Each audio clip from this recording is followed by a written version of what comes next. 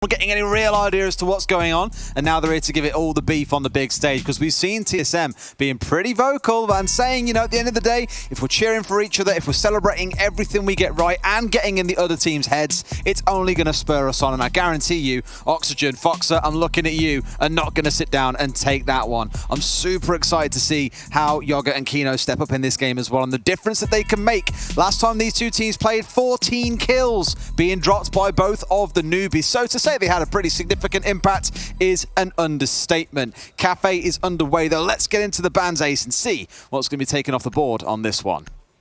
Good map to start with. I think on Kafe it's going to be plenty of open space for those gunfights as we get particularly any site that's not the top floor, and we're looking to move through those clearances of the floors, the big roam clearances. Ash is going to be the immediate ban. Real swing being taken to beginners there, Des. Funny, actually, it's identical bans to what we saw the last time these two teams played on this map. That was at the US Division 2020 finals back in January. Oxygen banned Ash and Mira. TSM banned Thatcher and Wamai. So if history repeats itself, there should be a Wamai ban coming out. Nope. It's going to be the Goyo coming away. That one kind of a surprise because, as the guys on the desk pointed out, that is a Bolo favourite. That's it. I mean, it was spoken about on the desk, but more particularly to whether it was going to be a target against Bolo or not, but TSM taking it out of play. There goes Mira, and that's going to be our banning lineup. Ash, Thatcher, Goyo and Mira. And there's only one thing left to do now, Des, that we've got those operator bans in. We've got the map bans, we've got the operator bans, we've got 10 players.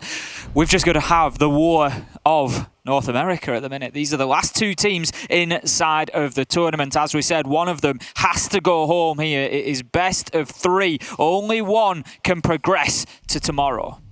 Laxon was the real hero last time round. These guys played in a best of three back in January, getting 23 and 14 across the two maps. But TSM did take that one 2-0. We keep on speaking about the changes that have come through, and that is again the big question set on everyone's lips: is what impact can they have? We start off in Bar and Cocktail, the Mute and Mozzie comp being swapped in at the bitter end. We spoke about this quite a lot over the last week, that it's no longer the Jaeger Wamai meta permanently, although you are still seeing both here. It isn't coming down to Shields versus Jaeger and Wamai. That's a part of, or playing with that, sorry. The reason why you see Shields being so strong is because of that. Here I think you're probably going to see them go for this Mute setup inside a cigar shop on the sheer fact there is a Mute present, there's a Shield present, and there is Jaeger and Wamai. Their goal here is going to be to waste as much time under the red hatch drop for as long as they can, and then see if they can make TSM sweat a little bit as we get into the dying seconds of the round. Hopefully a man or two down. Well, I want to give XR Troika a shout on that one, because he did say coming in that TSM's information game have been so strong on their attack so far. We've seen them running zero quite often to supplement that drone information as well, and he suggested that Oxygen might just take the opportunity to bring along the Mute and Mozzie to try and combat that information game, and he was absolutely on the nose, dead right with that one, as that is how Kino and Foxer start things off for us. Now then, I love this one, Des. Absolutely love this one. It's disgusting. Nobody ever expects it, and they really should do, because we've seen it time and time again. Foxer waiting underneath that hatch on the Mozzie. There goes the Nitro as the man comes up, but no, Merc just manages to dip himself away behind that crenellation, I think, and gets himself. I think he shot it out, or someone shot it out at the very least there. It was kind of weird because we switched to him in the observer perspective as he was vaulting over the wall, and you don't really get the full animation since it's already began before you were on their point of view. But he did then flip over and was in a pretty stable spot. Shot the C4 out the air, won't be going down. So a nice try, Foxer, and at least giving TSM something to think about. But for now, at the very least, they look undisturbed by that setup. But now the next layer of the puzzle reveals itself, Ace. It's this muted wall that they're going to have to deal with before they can comfortably step their way inside a piano. There goes one nade, there goes two to try and clear out that Mute jammer. They will be successful. We can see the electrification that just shows that those X-Kairos pellets are jammed at that point in time, disappears and are able to be activated. Bolo finding one onto Kino, and Oxygen need to hope that Bolo doesn't come in with the same sort of performance that we saw from him earlier. 18 kills inside of one map and very difficult to deal with. He opens things up here, but we've got one on either side. As Achieved has gone as well, so that is Kino and Achieved gone. 4 versus 4, 1 minute 30 left in the round. I love our demo commented earlier on that those two have played on a team prior, Bolo and Kino being the ones that I'm referring to earlier on. Played much when they were much younger at this point. It's a much different stage to be sat on now than to be playing in one of the lower leagues inside of NA. But good coordination to start things out. Bolo swinging at the time that the push come in from the north side. And again here, finding out Yoga, the two newbies being slain here. It's like something out of Star Wars, Ace. Execute Order 66 or just execute onto the site. That also works too. The Jaeger pulling back, Merc stepping in, bringing down Vert. That's a couple of gunfights now that have gone TSM's way without so much as a whisper towards the opposite man. And TSM have just steamrolled their way through that first round. Very little response coming back from Oxygen. I can tell you what, Des, it's getting loud in here already to begin with. That is one round on the board, and there is plenty of noise coming from those players. There is a lot of excitement in this one. These are two teams that face off regularly inside of the NAL. They are rivals, and they are both here to beat each other. I really wish we had player microphones above them, just to hear some of the smack talk that goes down. Now, I imagine probably 98% of what gets said probably isn't broadcast friendly. I'm sure it's very polite, Des. I'm sure it's saying, you played that round down well. Thank you. I hope you're having a good time. I'm really enjoying myself. Thanks. We're at the Invitational. This is awesome. It's absolutely fun. It doesn't matter who loses. Nah. We're all winners here. We're all winners here. You can finish in last place and still get a medal. It's that kind of celebration. Now, they're here for one thing and one thing only, and that is to win. Fantastic first round coming out of TSM. And into round two for Oxygen. Again, a couple of those gunfights, 2 or 3 of them maybe coming out without even looking the right way, just quite simply being shot in the back. Now we step into the downstairs, though. Kitchen and Service, the cursed site in my mind. I think about the number of rounds that have been lost to a yokai hovering somewhere in the rafters inside a kitchen. And I get nightmares about it still, Ace. Fortunately, Nightmares will be held back at bay for a short time as it has not been selected by Oxygen. Instead, going once more in towards that Mute Mozzie setup with the Wamai still being present and Yoga looking to go and cause a little bit of trouble on that Vigil. That's it. They've gone even deeper, Des, into this information denial, bringing along the Vigil this time around on Yoga and just trying to get him wriggled off into the map to keep himself off those cams. His ability is able to remove his visual signature from drone in for a period of time. He can't do it constantly, but it does recharge, does his ability once used up, and he can sort of repeat that process throughout the round and just keep himself at times away from the prying eyes of the attackers of TSM. But I tell you one thing they need to deal with this time, Des. They need to deal with Bolo. He was able to just play for absolute free from that rappel last time around. He got himself cheap and easy kills, and this time TSM, they're not messing about, Des. They're making very quick progress here, straight into Bakery. They've opened up those lines of sight through the Bakery kitchen as well. And this is very, very quick from TSM. Playing a game of Monopoly here, forget about the top floor, go straight to go, and in this case, straight to the site. They said forget about the Vigil, he will come down a bit later on, but for now, not going to be a massive impact for us as we've gone straight for the Bakery wall. Yoga going to miss out on the chance to catch anyone on their initial push through. Kino, his counterpart, holding a little bit closer to the wall here on the smoke. We've seen quite a few smokes get involved in very early challenges, which has always surprised me because, again, we think about operators like the Smoke, like the Echo. You think about their power later in the round. It is exponentially stronger than what it is in the early round. He knows his pressure's coming through as the wall has been made soft, so he's got to be careful here because a well-placed grenade or even just stepping up to try and retreat or take a gunfight might find himself with 3 guns pointed back and he'd fall down to the ground.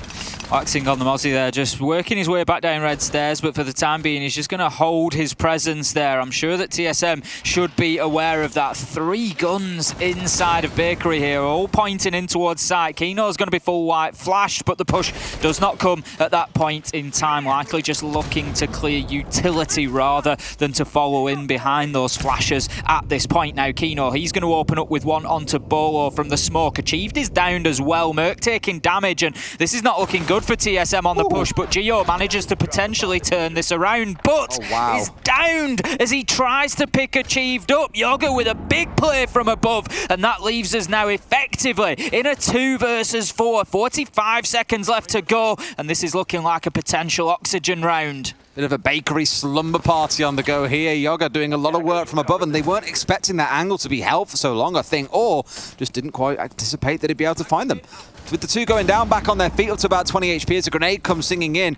And at this point you think for Yoga, is it time to start moving towards red stairs to make something happen for him? It appears to be the answer. There's at least one man looking to push down. Not sure if it's Yoga in this case. Indeed it is. He finds Gio. Merc is pushing in and going quite aggressive for this one, but with 15 seconds on the clock, they've got to make it stick. He gets put in the ground as well. Oxygen Oxygen just dancing around shadows here. It's like trying to punch smoke. Can't catch them. They keep on taking the long-angled gunfights, and they walk away the winner. A very passive defense, but one that said, you shall not step inside a bakery lest you walk across our 4 cross angles being held. Ultimately, Des, Yoga above on the vigil there was critical to that defence. Look how much impact he had on that round. And did he have to move? Was he challenged at any point? Absolutely not. And that is a problem for TSM. They decided to forego the top-down clearance that we often see when attacking Kitchen. We'll usually go into that top floor, move through, clear out train, clear out those rooms and get the vertical pressure yourself. But instead, they allowed to leave it in the hands of Yoga, and he's hurt them with it. And I'm sure that they will learn that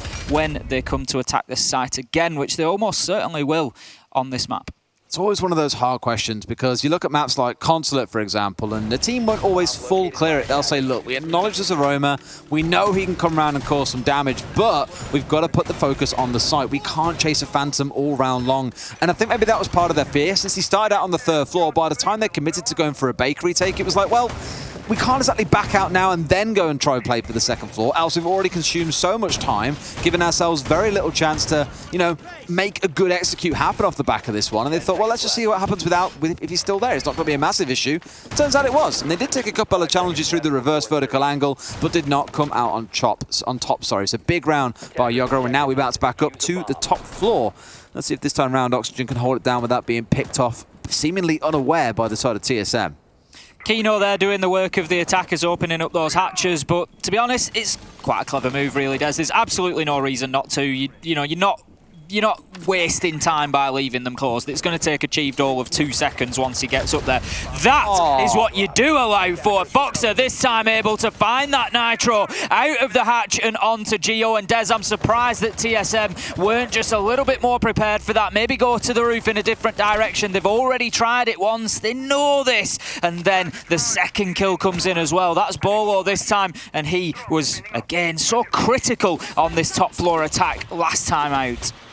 There we go, you can see all those discs being catching things up. The frags grenades come running through just to try and clear out the utility side, but it's yet another C4. We commended TSM for this, but my God, they're eating them for breakfast this time around. Achieve steps in, finds one, but Kino still has Cigar Shop in his control. A man drops through, it's a shotgun to the face coming out of one of the newbies, and that is a very comfortable round for Oxygen, much better than round number 1. Great round for Kino there, all played out of the Cigar Shop. Easy finish there.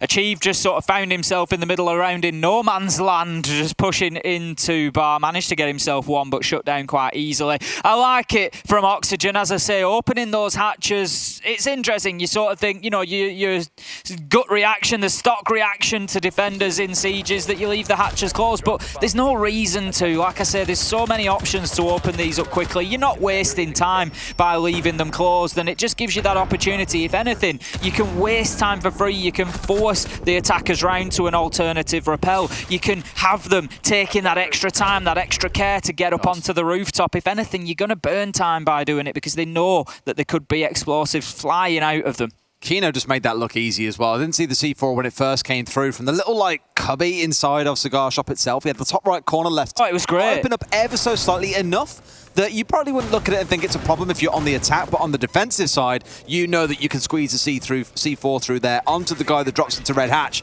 Unfortunate, I think, on the side of TSM that it wasn't a double kill. Merc almost dropping down a second later on the Maverick, but managed to avoid catastrophe. For TSM, though, that's exactly how it ended, in catastrophe. For Oxygen, stepping down into, Reading and Fireplace, but it's going to be another vertical hold. We've seen this one a million times, Tim. You're looking to waste a bit of time on the top floor here, drain some resources of the attackers, and as their pressure starts to step up, you fall back down, you get onto the 2nd floor, and you retreat to site and look to play from there, with the attackers starved of drones, of utility, of time, or even better, of operators. Yoga just looking for that potential spawn peak there, but as we see, TSM were well aware of the potential for that. Yoga doing everything he could to keep that covered up. It might not be something that everybody's aware of, Des, but if you stand the right distance away from a barricade, you can melee it out, you can actually actually take a chunk out of it without knocking the glass out. So you've got to have your attackers switched on at that point, because you take a quick glance at the window, the glass is still there, you think it's not been knocked out, no problem, but it has, and the barricade is missing, and you can still see through it. So Yoga doing everything he could to try and give himself the advantage in that early encounter, but TSM, they were alive to that. They were having absolutely none of it. Bullets rained up and forced Yoga away. Now they will spot Foxer up on the top floor here. He's on the Wamai, he's just underneath that skylight, so you'd expect him to be protected from grenades here, but we're going to find out as Achieve puts one in. There we go, that's exactly what you'd expect. It is the little warning signal for Foxer that it's time to move away from that skylight, Des. Yeah, when people are throwing grenades at you and trying to, well, kill you, yeah, good idea. Let's get back on that one. Are you happy with the time that you've wasted and with the grenades that you've drawn out? It was only the one, and I will give it to TSM. They've done well with the utility they've got so far to not worry about expending everything into trying to clear out the top floor, but there is still some work to do. There should be one playing in South Cocktail, and in fact, he's sat in behind a shield, and there's one also playing on Elbow inside White Corridor. So still 2 members to force back, and these ones have got ADSs. It's like when you clear one level of enemies that are all level 1, and now you're stepping into level 3. It gets a bit harder, they've got a bit more armor behind them. It requires a few more skills to be able to get them cleared out. Top floor clearance moving well as Merc pushes forward on the Maverick. The Hibana pellets will open up the washroom there, so that will force any defenders. There aren't any in there, but that's why they've done it. Now, we've got Jaeger playing down there on Lumber for the time being. Kino's going to push up to the top of White Stairs as well, so at the minute, Oxygen certainly not ready to give up this top floor presence just yet, but it might not be their choice, Des, as Bolo gets in with an opener onto Vertical, and here comes the pressure down into sight. Merc taking some chip damage off Foxer there. That's the Wamai losing health, and in comes the nade. Gio finds Kino. It's all going in TSM's favour right now. The nade will be unsuccessful, but Gio, he is more than making up for it here with a headshot onto Yoga. 30 seconds left to go, and it's looking a little bit tight inside of sight for Oxygen. Man, he's been made to squirm here. Merc and Achieved have had so many chances to kill him, but he's like a rat that they just can't catch, Ace. He's dodging around everything here, Foxer. If he can hold on for a little bit longer, maybe deny this plant. They're not quite sure where he is at this time. Yes, he can deny the one. Does he know about the one to the right-hand side? No, he doesn't. Bolo's a little bit better. They step in for another plant. Laxin, the last man standing inside a fireplace, and he can't do a 1 versus 4 in that situation. TSM taking another round. That first plant there, Des, that's just to bait them in. There's 2 left. They know that they're going to have to make the challenge. They've got all the vertical angles. That's, you know, yeah, if they don't choose to challenge it, great, we get the plant down, but the likelihood is they come out and get that kill. Doesn't matter so long as you pick up the trade. Played perfectly on the attack from TSM. 2-all after 4 rounds, Des. Dare I say it? It's close. Don't start. Don't say that. Dare I say it? Don't say that word. I'm not going to say it. I'm not going to say it. Overtime. Oh, he said it. We did this last week where I think a game was at like 4-2, or even it was like 3-2. We were like, oh, you just get the feeling that overtime's on the way. Little did we know, 8-7. Happened, I think out of 8 games we cast, was it 6 went to overtime? It was ludicrous. We had the highest percentage of the group stage casters for games that went. Just saying, we're not cursed casters. However, we might be curse casters. You just don't know at this point. It would be great to see, and I'd love to see this one go the distance, especially after Liquid demolished Empire in the last series. We've got a bit of time to spare, Ace. We've got the whole evening ahead of us. Lots of time to see these 2 NA teams throw down and play things out a bit more. I want to see more of this play around the C4, to be fair, and I will commend Oxygen for that. I've talked a lot about Liquid and TSM as being 2 of the best teams that I've seen with C4s at the competition, but I think Oxygen are definitely doing, with I think 3 or 4 so far in the game, doing a lot to get themselves involved in that conversation. Yeah, they certainly are. They've had some absolutely great throws. Particularly the one up onto Rooftop. I will come back to it. It's always a difficult one to make. Usually teams do expect it now, and catching somebody out as they're coming over onto the rooftop isn't always the easiest. It's mostly about timing more than anything, and they just caught it absolutely perfectly, using the sound in the game to just know exactly when the players are coming up and off that rappel and just catching them out with it. So for the time being, we're going to have TSM here attacking once again in round 5. They've got 2 more attacks to finish this off, and they are heading straight up to the rooftop. This time we've got Merc bringing along the Jackal, so recognising the off-site presence that Oxygen have been playing with, Des. We've seen it a few times. I commented on the kitchen defence, particularly of Yoga on the Vigil, and this time they're going to be trying to chase him down, and they are bringing the tools that they might just need to do it. Doesn't necessarily indicate that he's got support here. You have got the mute sat right next to him with the jammer between the 2 of them just to help at least prevent any of the information coming in. One of those mute jammers pointed out already inside of Cigar, now dealt with. You'll find another one inside of L, one inside of Cocktail. Not sure where the fourth is in this case. Is it in inventory? No, it is not. So it has been placed down somewhere, maybe more looking towards site. But I like how at least this time around there's this full map coverage in a sense. The roam coming out from the side of Oxygen is quite committed. And TSM, rather than trying to bypass it and go straight for site, have read into that and said, yep, okay, it's time for us to go and fight. Vertical stepping up Brown, finding one, Laxing with yet another C4 kill. These keep on singing out for the side of Oxygen. They're playing excellently on the defense around those explosives that are very hard to answer for. And even with the one that TSM have shot out, other than that, being highly successful so far. They know that no doubt is one inside a train. They want to try and pinch him in here, but they know that he's laid down. Can they see him through the window? Yoga gets a great reverse angle. TSM are doing all they can to try and close down the members of Oxygen, but they're just hitting the shots here. It's 5 versus 2, and it looks to be another round that should be going the way of Oxygen Ace. It certainly should be. Not doing bad on the defense of Kafe so far. Charla just chopped down by Yoga there, and once again, the man on the vigil having a big impact on this kitchen site and just baits Gio into the dining room there, where Fox is going to tee him up for a meal as he just puts him in the dirt, finishes the round, and that's going to be flawless for Oxygen in round number 5. They take a lead once again, Des. It's their final defensive round here in round 6 on Kafe. I want to go back to a point that you mentioned a couple of rounds ago, actually, around the bait plant that came out. It was like, well, why is he planting there with 0 cover? Why is he just getting himself killed for free? And you said, oh, well, it could be down to the information game, but that's being wanted here by the attackers. They want to just bait out Foxer, find out where he is, have the rat reveal himself, and kill him off the back of it. I was speaking to the boys from Parabellum yesterday, and they were saying, you know, sometimes we'll say to, like, Sona, just walk down this corridor. It's okay if you go down there and die, but if we're in a 1 versus 4 or a 2 versus 4, you show us where the guy is, we'll pay that price. That's exactly it. And they say it's a live ping, effectively. Absolutely. And it's all about, as the collective, the team being aligned of, it's okay, I'll take a hit to my KD, but it's not about the stats, it's about the round wins. Those are the things that really matter. And maybe those are the kind of things that you might see stepping into this game. It is that advanced level of selflessness that some teams will employ. Let's get, though, into the final round of defense. Oxygen absolutely sailing with the C4 kills to get things going so far.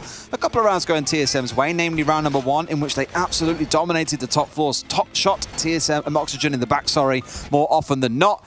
The other round, we remember how that one went down as well, but it feels like Oxygen have had the run of things. Really excited to see how things play out once we switch sides, mind you. Got to talk about the entry as well, Des. So far, 4-1 in favour of Oxygen at the minute. Kino coming in with 2 opening kills. Fox and Vertical 1 apiece. There is only Bolo to pick up an opening kill on the side of TSM. So TSM at the minute in 80% of rounds, consistently playing from a man disadvantage, consistently playing 4 versus 5 effectively.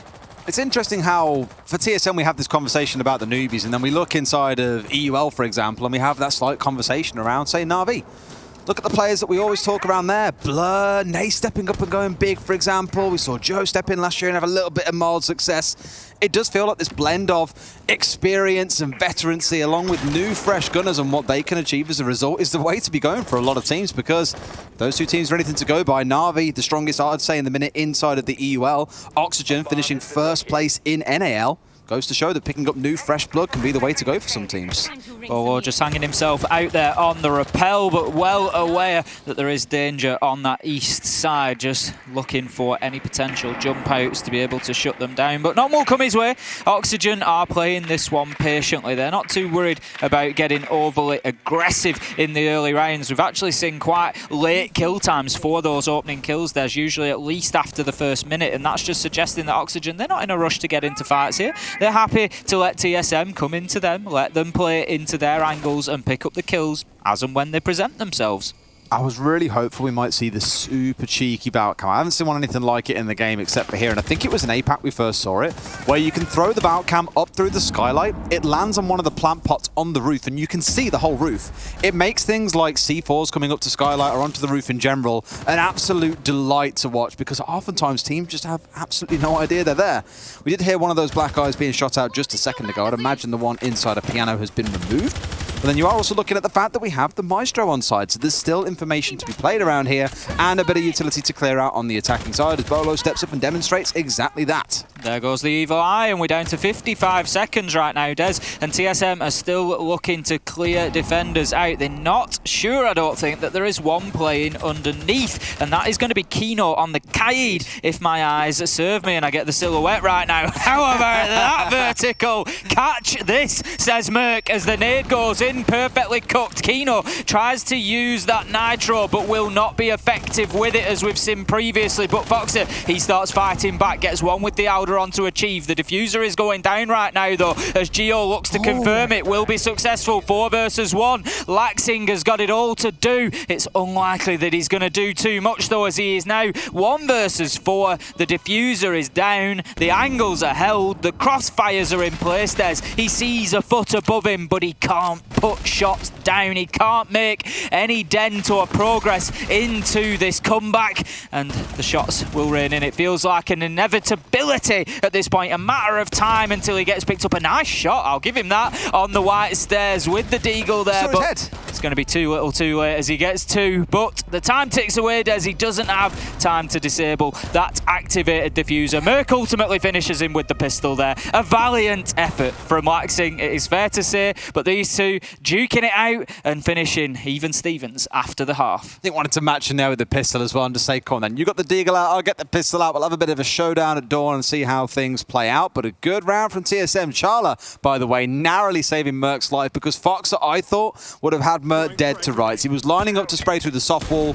That grenade, by the way, it's one of them painful moments where it should be a freeze frame, because Vert looks at it and just goes, oh man, you know there's no way you're walking away from that one alive. But 3-3 at the half, I think from how things have gone, TSM should be really happy with that. Oxygen have had some great defenses. I keep talking about the C4s. They have looked more in command on the defensive side, but the occasional round, TSM have just stood up and said, no, this is our round. We are fully in control of how Kafe is going to play out, and that is the kind of thing that helped them do so well against Makers. They said themselves, when another team has to play to our style, when we're running the tempo of the game, that's when you're going to see us win. But when we let the other team dictate the play style and the pace, that's when we'll fall behind. And you see the flavour of both of those things in the first half.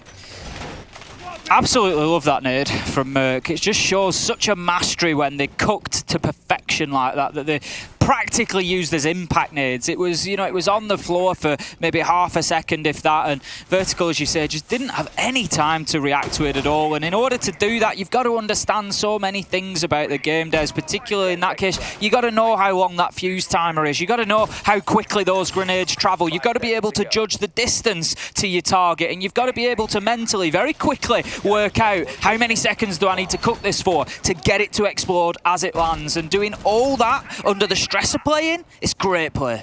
If you could measure wind speed, he could probably be a great golfer once he retires from Siege. With placements like that, you never know where the hole-in-ones are going to come from. Now, let's see how Oxygen shape up on their attack. The Iana has been one that we've seen and spoke about an awful lot.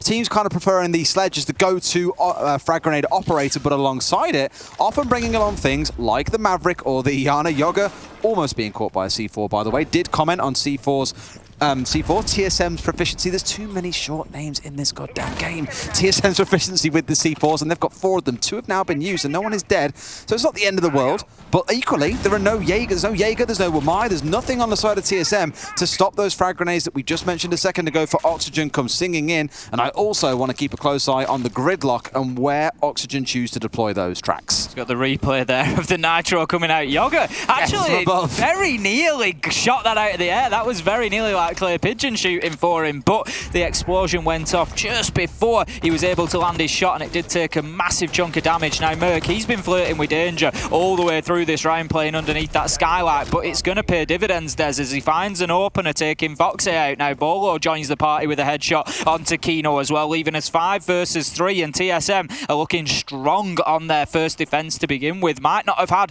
the immediate success with Nitros that we saw coming out of Oxygen, but they're proving that there is more than one way to get the job done here. I think Kino's just asking for that when he's not the one swinging out for the occasional shot, hoping to catch someone, but Bolo is. 9 times out of 10, Bolo's going to find your head first in that instance, and such he does. 2 versus 5, and I think for Oxygen, this round you're probably already putting down the pan and thinking about next round, unless something big can come out of these smokes and the frag grenades that sit in the pockets of Laxing and of Vertical, respectively. 60 seconds or so to play, Ace. It's a lot to do, and a lot of people to be killing when they're the ones killing you first. Bolo putting Laxing down. Vert Again, not really been able to do too much, I don't think, here. Loses out in the crossfire.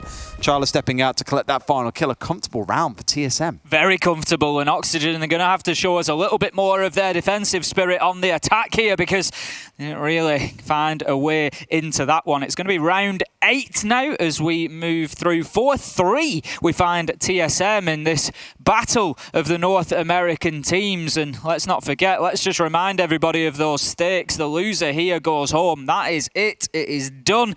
The next flight, you will be on your way back to Vegas. And either team is wanting that. TSM just seemed to me, Des, to be going... Oxygen have looked very good through the tournament, but for me, TSM are going from strength to strength as this moves on. And they're looking really dangerous. Oxygen need to be careful here. They can't allow TSM to get a buffer of a couple of rounds, in my mind. They have to keep this close. They could really do with just leveling this straight up now on Reading Room.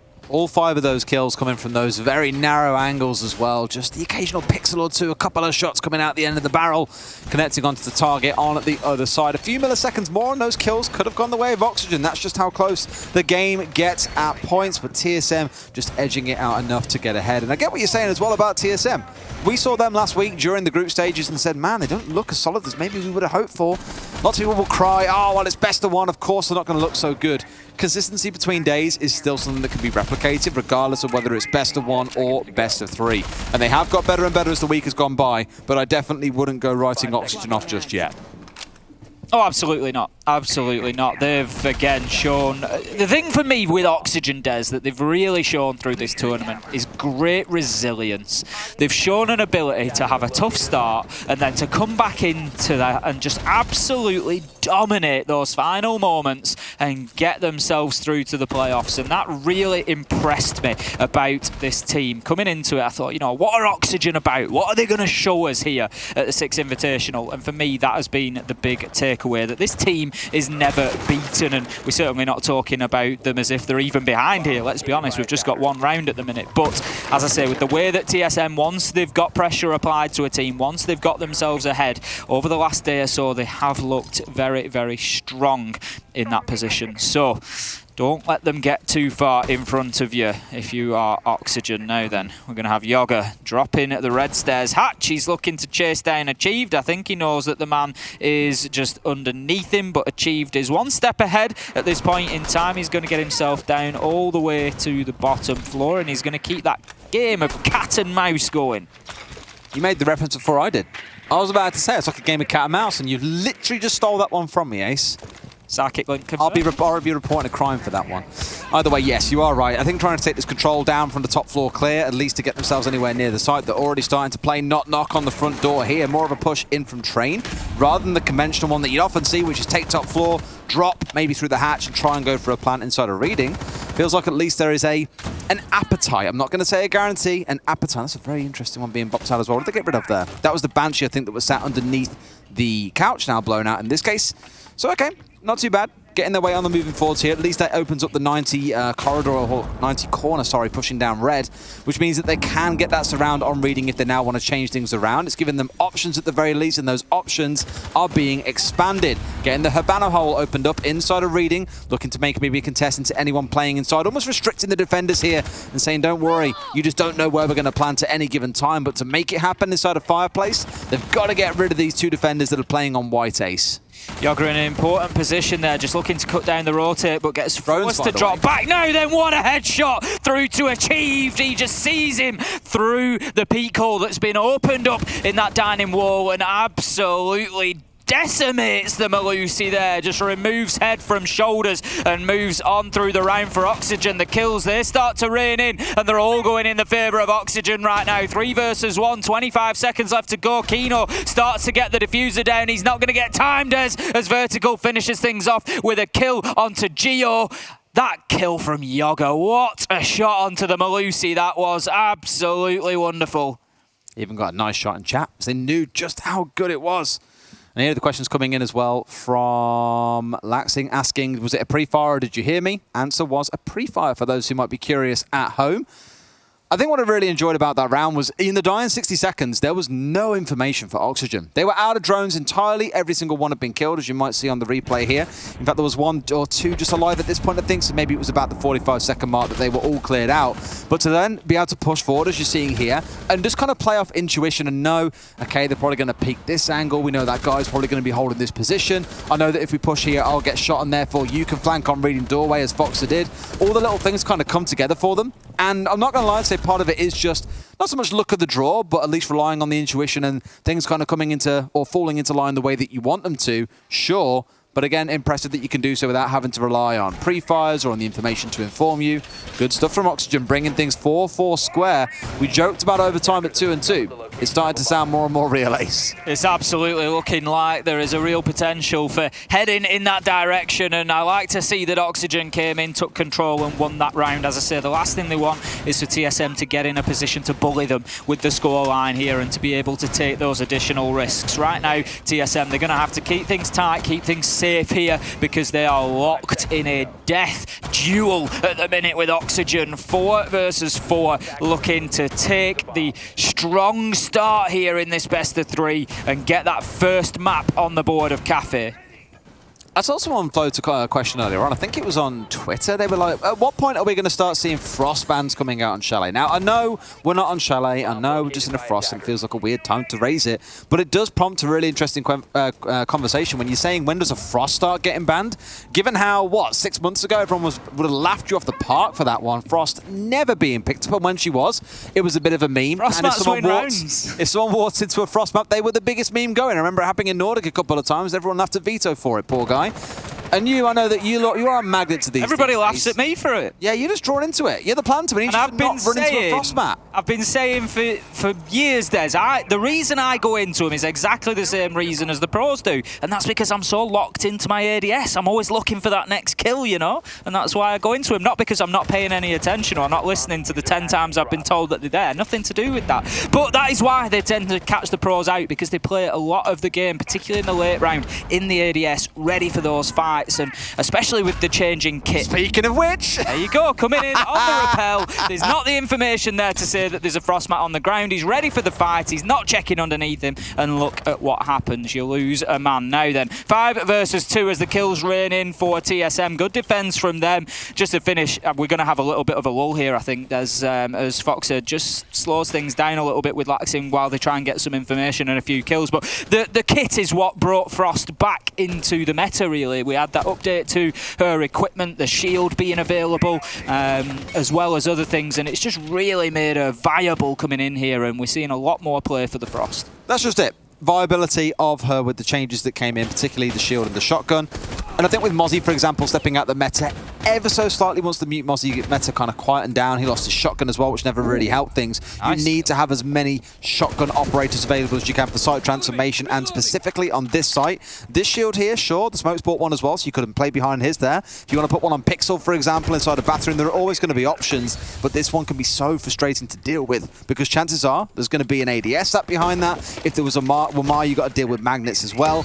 It just makes Piano almost impossible to play inside of, and although TSM is sitting back and saying, look, you guys can push forward here, we're not too concerned about the angles that you're starting to take on us, because we know it's a 4 versus 2.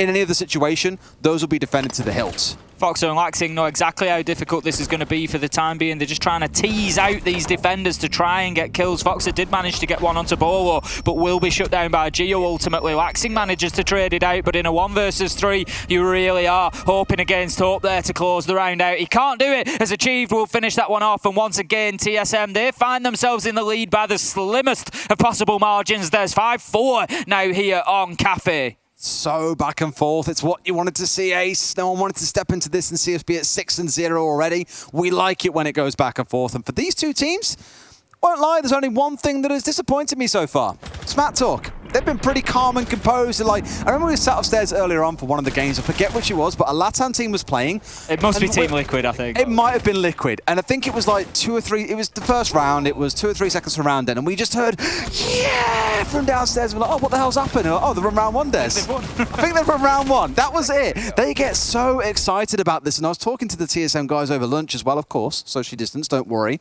But they were saying, ultimately, it's about getting you all excited and energized for the game. When you're all cheering each other on, when you're getting a bit pumped with your opposition, it can really drive you forward. And TSM even said in their interview video, sometimes it can throw your opponents off. We love to see it, but Oxygen are definitely going to calm the pace here, calm the tempo down. Not that it was super high before, by calling in a tactical timeout to have a chat, because there's a couple of rounds now that have gone down to 5 versus 2 for TSM quite early on. Well, round 10 is a really key round here, Des. It's 5-4 TSM. If TSM get this, they get 2 bites at the cherry to close this one out. They'll have 2 map point opportunities. So Oxygen, as I've said, don't want to give them that sort of buffer, that sort of comfort zone. So really, this is an important key round for Oxygen. So I think a good decision to use that tactical timeout, and just for allowing the coach the opportunity to speak to the players. For anybody, you may be sat watching Siege for the first time thinking, well, what are you on about? The coach is stood behind him. He can tell them. They're not normally allowed to talk to them through the normal passage of the game. You'll see that the microphone is up at the side of the head, and they're not chatting away to the players as it goes. They're only allowed to talk to them during those tactical timeouts, which each team has 1 each through the regular 12 rounds. So I think a good choice from Oxygen there, just to, like you say, slow things down. Let's just, where are we going wrong? Why are we losing these rounds? What have been our weaknesses? How can we avoid that? And I think, the lack of shouting, and I'm not going to say the lack of passion, because there's a lot of passion in this game, but I think it's not just about being calm and collected, Des. I think it just goes to speak to the focus of these two teams at the minute. That is, as much as that energy can be really positive, it can also be a distraction. And I think right now it's just about, I'm not worried about shouting across at these other players, because I don't know which way this game's going to go, and I need to be laser focused here. Respect to Charlotte, because I'd have been far more tilted at the placement of that Evil Eye on the bottom floor than anyone else. It's almost so perfectly in the middle of the cross, and I'm just like, if only it was dead center, I'd be such a happy man. But speaking of the Maestro and the Evil Eyes, again, look back on the fact that we have the Valkyrie. Big focus on the information game, big focus on denial, not just of information, but also of the hard walls, because we have the Bandit on side. And 4 C4s. Quick progress from Yoga as he basically runs straight into Bakery there. He's got Kino in tow as well. He's just going to be opening these peak holes. This was something that we saw last time around, but he's going to need to be careful. He doesn't want to find himself getting challenged on the reverse of him, and that is exactly why Yoga is in there. I mean, if we remember last time around, it was Yoga who actually got those kills from above using the reverse angle onto those Maverick peak holes that were opened up by TSM in that case when they were on the attack. This time it's going to be Bolo upstairs on the Valkyrie, looking to do exactly the same. Kino goes to work on the reinforcement into Kitchen. He's going to burn that away with the Maverick and allow Yoga to open it up with his explosive grenades. So good progress here from Oxygen, but that is not ideal. Des Chala comes in with a big outer kill. Headshot through onto Kino. The Maverick is gone. Fortunately, his work is done, but I believe nades were in pocket, so there's some explosives lost there.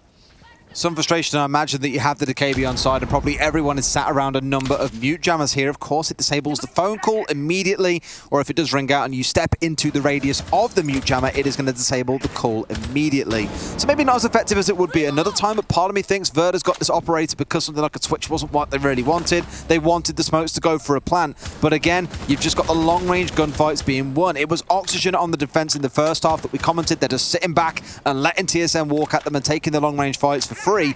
It's exactly the same being undone back to Oxygen now that they're the ones on the attack. And look at this. It's not going to be the Vigil in this case, but it is going to be someone stepping inside a prep. I was going to say it's not the Vigil holding upstairs, it's the Valkyrie. And here we go. Yoga stepping into this one, gets sprayed down by Bolo from above. He has been absolutely slaying the new kids on the block in this game, it feels like. And now Laxin in a 1 versus 5. Pistol out, will find one to pad the KD, but he's not going to find a second. TSM with round number 10, 6-4 and match point. TSM just feeling like they've got that extra 5% at the minute, Des, when we look at these two teams squaring off. TSM able now to get themselves that 2-round gap, 6-4, and it is the first time in this matchup that a team has led by 2 rounds. It has been that close throughout this one. TSM find themselves with the advantage, and again, Des coming into Kitchen there. Such a lateral push from Oxygen, just no vertical pressure at all, allowing Bolo to play above, and as you say, it was something that they benefited from, and they've not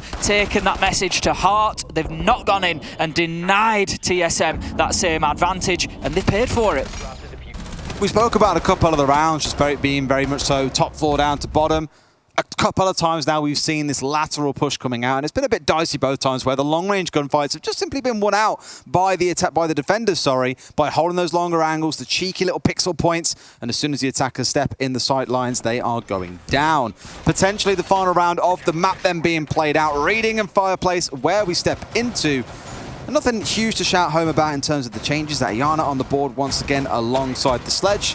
And on the other side this time round, at least there is the Jaeger. That was missing previously, and they were absolute freebies singing in for the frags. Certainly were. So this is it. This could be the deciding round for TSM if they're able to get this one over the line. It's going to be Reading Room and Oxygen. They need to show us something different than they have done over the last couple of rounds, Des. For my money, they've just lost out on a few really key gunfights in the last couple of rounds. They've found themselves at a disadvantage, 3 versus 5, 2 versus 4, and just having to struggle their way back into the round. Oxygen need to come out here, a big entry kill, get themselves the advantage, and pile the pressure onto TSM. Make them earn this map, Des. Don't roll over, don't give it to them. Don't allow them to take that early man advantage. Just come in and make their lives a misery.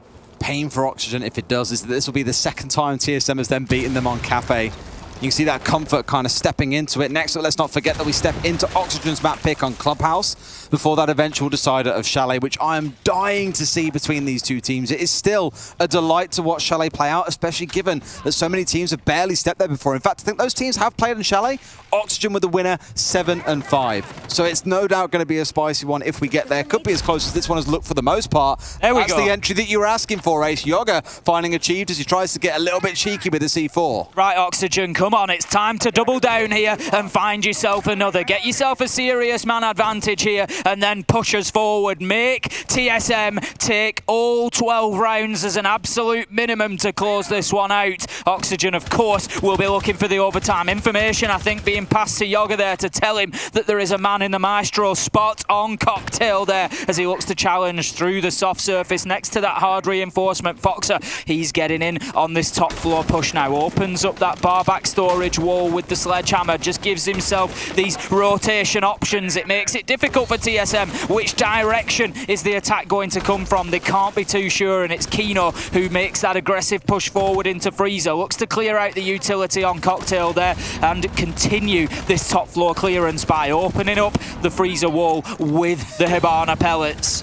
Both sides kind of warring to get this opened up at this point. Frag grenade singing over. They want the mute gone. Gone it shall be. So the X-Karos can finally go off. But Tim, they're burning so much time just clearing the top floor here. 2 minutes and 15 seconds consumed, and they're only just starting to look towards Cocktail. There's a Maestro up here. There's still the player playing in the Maestro spot, and then they've got to start about thinking going for an execute. It is going to be last minute do or die. Merc, as said, with Geo down below on the Maestro, still holding firm. There we go. Finally gets shot out, and now we see the aggression stepping forward. One comes in. It's a bit of a spray. He can't take 2 gunfights at once. Sadly, only 1 gun despite having 2 eyes, and can't quite split those very well either. 20 seconds, a 4 versus 2. This should be an Oxygen round. Charla just holding himself in the white corridor at the minute, just biding his time, playing patiently, but patience, Des, is not going to get him anywhere right now as Bolo gets killed. He finds one onto vertical, tries to rotate, shut down by Yoga with the headshot, and that is going to be Oxygen taking us all the way to 12 as an absolute minimum here. They're fighting back on Kafe, Des. Really good round. I was concerned that there was so much time consumed on the top floor, but once you saw the 2 members bleed out for the side of Oxygen, the other 3 got caught in gunfights incredibly shortly after. If it had been stalled out a little bit more, maybe having a different conversation, but good from Oxygen to play with the clock there, to know what they had to do, to use the utility well. Great push. All things. Great push. By opening up the double reinforced wall in towards White Corridor.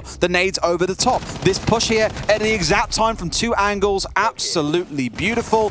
That's the kind of stuff you expect to see from a team that is serious about winning SI. That was the key moment. That was the key moment, was the timing of that push onto the Maestro. How many times have we seen a Maestro with an Alder, Des, just hold mouse 1 and spray entire teams down? It was all about the timing. Had that only been a couple of seconds wrong, there is the real potential that that Maestro hits 1, flicks left, hits 2, and just clears out the top floor. And all of a sudden, Oxygen are on the back foot and potentially even losing Kafe. It was really well orchestrated.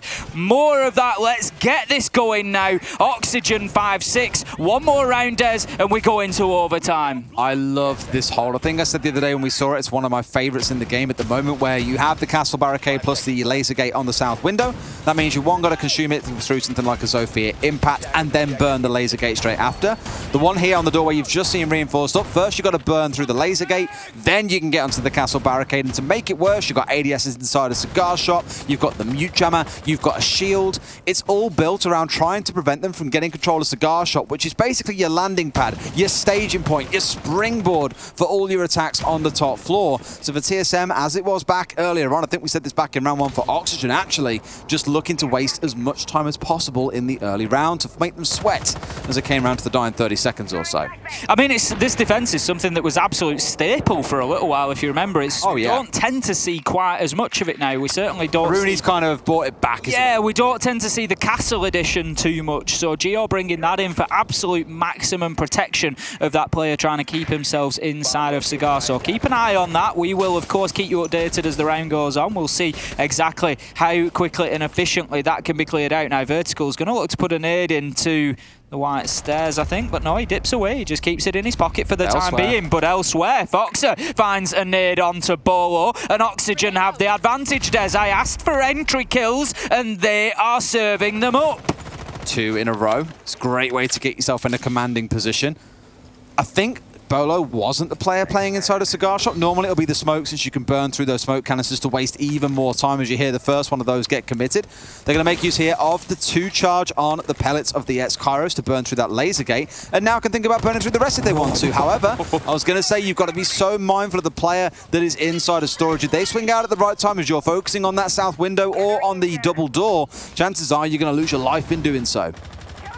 Merc just trying to hold his angle inside a washroom at the minute, but one who can't hold an angle, Des, is Chala, as Yoga manages to find the kill there. 5 versus 3, and the young players on the side of Oxygen here really having a field day, but Foxer getting involved as well with his second kill on the round. That's going to be Merc, and this one's heading for overtime, Des. You can see it coming. It's now 5 versus 2. This is going all the way. Gio's going to take damage as he tries to challenge with the UMP. He can't do it as the dynamic duo of Laxin and Foxer finish off the round, and Oxygen, they have, against the odds a little bit, Des, got those final 2 rounds. It looked like it was going in the favour of TSM, but they've been able to lock it down. They've been able to take us through to round 13. We're going into overtime. So impressive coming out from Yoga, kicking things off in the round with a couple of kills swinging his way. After the nade kill, took total control of the mid-round and just pulled it towards that 4 versus 2, the 5 versus 2, the absolute domination coming out for the side of Oxygen. We sit at 6 and 6. TSM start on the defense here in overtime, and as you saw on the screen a second ago, they have called the tactical pause. They want a conversation because those last 2 rounds, they slipped through their fingers like water, Tim.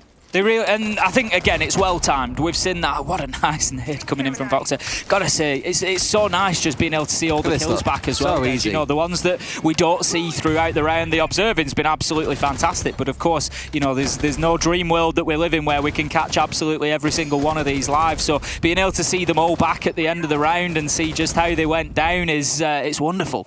That critical kill of breaking open Cigar Shop is what got the round underway. And that was a combo of the Habana initially on the west window, and then Yoga getting onto the south one and blowing open that castle shop setup. Once you've removed the smoke player from there, your attackers can get in. You can start an attack as you normally would, but so critically for them, they killed the pixel player from the white window.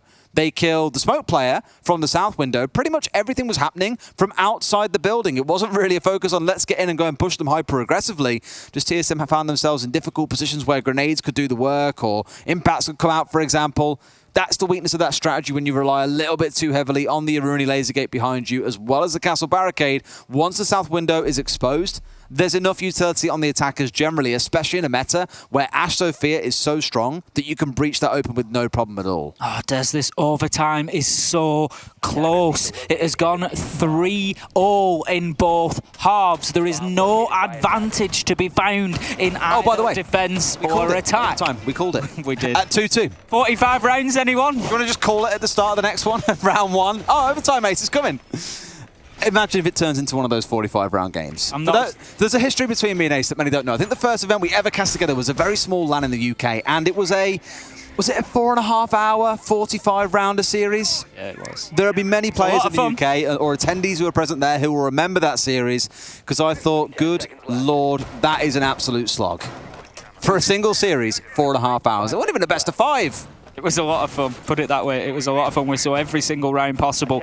And I think everybody at home, after the entertainment that we've had out of this one so far, wouldn't complain at getting that out of Oxygen and TSM now. They are both fighting absolutely tooth and nail, Des. They know how close this matchup's going to be. They know how important every single round of every single map is here on this one. And they want to be the NA representative that continues going forward here in the 6th Invitational. That is what is at stake here.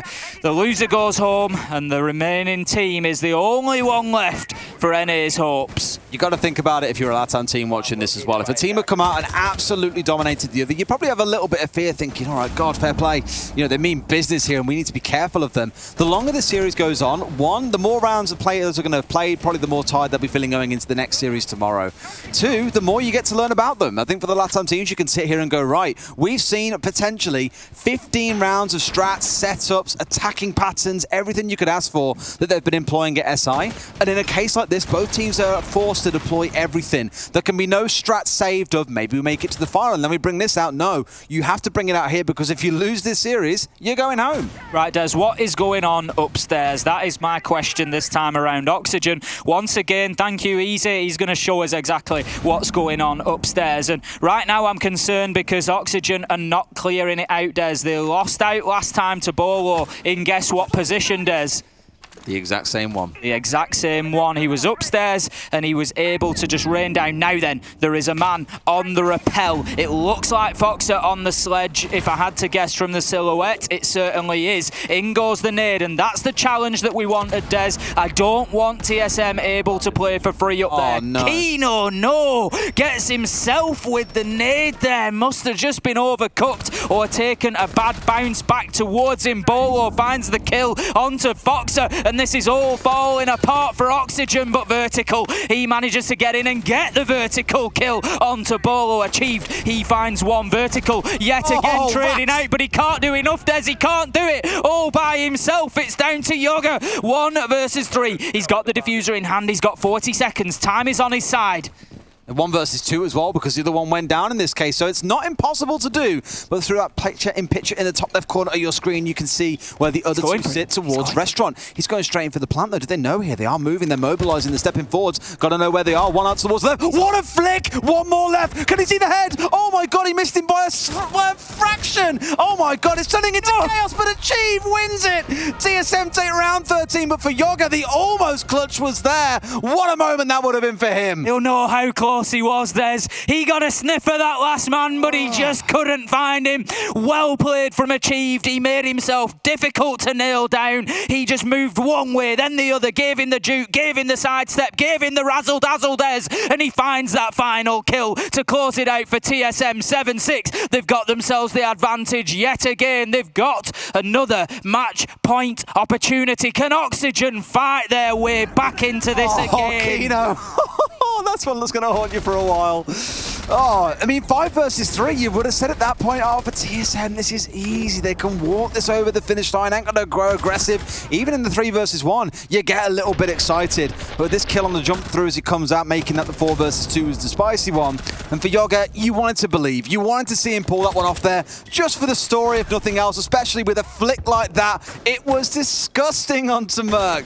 But then, of course, Achieve steps up as the second boss, the one that evolves and forms before you, and it's hard to win those ones. It comes down to chance on who looks where first at the right time, and unfortunately for Yoga, he doesn't win it out. TSM 7-6. This is Oxygen's last chance, Ace. They've got to win this one. And I've quietly been excited to see them step back onto the defense, because Foxer, we know what he likes doing. He's got hold of a C4. Is he going to be cheeky enough to go for an early kill with that one, just to try and upset the apple cart for TSM? Des, we've neglected the scoreboard a little bit. I'm just having a look at the scoreboard here, and there are kills everywhere. There is nobody having a ridiculously quiet game. Charles down on the lowest at 5, but still. He's 5 to 7, and that's air quotes exactly. quiet. You know, he's 5 and 7, and what? That's quiet? Absolutely not. And you know, you've got to think about the job that he's fulfilling within the team as well. Gio's up there on 9. There is everybody getting involved here. There are 10 players just wailing on each other inside of the server, and we are the benefactors. I love that, by the way. Merc stayed on the rappel, waiting for the drones to hit the roof so they could tell him if the hatches were open, because if they were, he was dropping down like a stone from that roof. He was definitely not going to be getting himself locked into a rappel animation once he starts vaulting over the top of the wall. But disaster averted. Foxer isn't feeling particularly foxy today. Maybe that can be for the next map. 2 minutes 10 remaining. They're inside the building, so a lot of time to play with, but also a lot of map to clear through, Tim. Quickly making progress here, as we can see the drones just absolutely flying around in front of him and just feeding all that information back, allowing him to move confidently, knowing that that top floor is clear. He's going to head straight into the mid floor and look to clear that out as well. And this is what we didn't see from them last time on the kitchen attack, Des, coming in and making sure that those top 2 floors were clear before they proceeded down towards site. There's a lot of early focus as well when you look at it this way, in that they had 3 drones droning in, not their entry fragger, but their support player, because they knew getting Merc onto the walls that needed to be opened ASAP. Hatches, walls, whatever you want to look at here, they needed him there ASAP. And that's exactly what he has gone for here inside of the museum corridor. Now it's time to think about the vertical angles that you need here. This is why this wall gets reinforced, by the way. The vertical angle from this particular angle that you can hold it off from the north, you can do a lot of damage from there into the red hallway and stop rotates back to site later into the round, so keep a close eye on them. The vertical play may yet come to help TSM. They've got 60 seconds to play with their ace. It's now or never, really. In a 5 versus 5, this is going to get bloody. TSM absolutely removing that floor in, Des. They're looking to find some joy through the joists as they work for those vertical angles. However, it's going to be Foxer to open things up. Shotgun onto Bolo, 5 versus 4, and we've seen a real ability for Oxygen to close out rounds when they get those opening kills. TSM are going to have to turn the tide if they want to do so. Gio's just walked into Freezer here. Desi's in there for free. I'm not sure Oxygen know about this, and if they try to rotate or move around site, they could find themselves struggling. Now Chala, he's in there along with Gio, and he's looking to challenge. They've dropped the hatch. Gio's going to get the diffuser going down. Now then, the challenge comes in onto the Maestro. Cammy gets it, and this is important cover from Kino and Foxer as they manage to prevent that diffuser going down. Chala cannot support Gio in getting it activated. Laxing finds Merc, and all of a sudden it's 1 versus 3 achieved. Can't close it out this time. Shut down by Kino. We're going to 15, Des. Anyone feeling a 45-rounder? It feels like it can boil up that way with how close it's stacking up between these teams across rounds. Round 15 to settle out Kafe, and I think Oxygen will be a bit like, oh, why? Because in this case, it's TSM on the defense, and defense is where we have seen the most success, at least in overtime.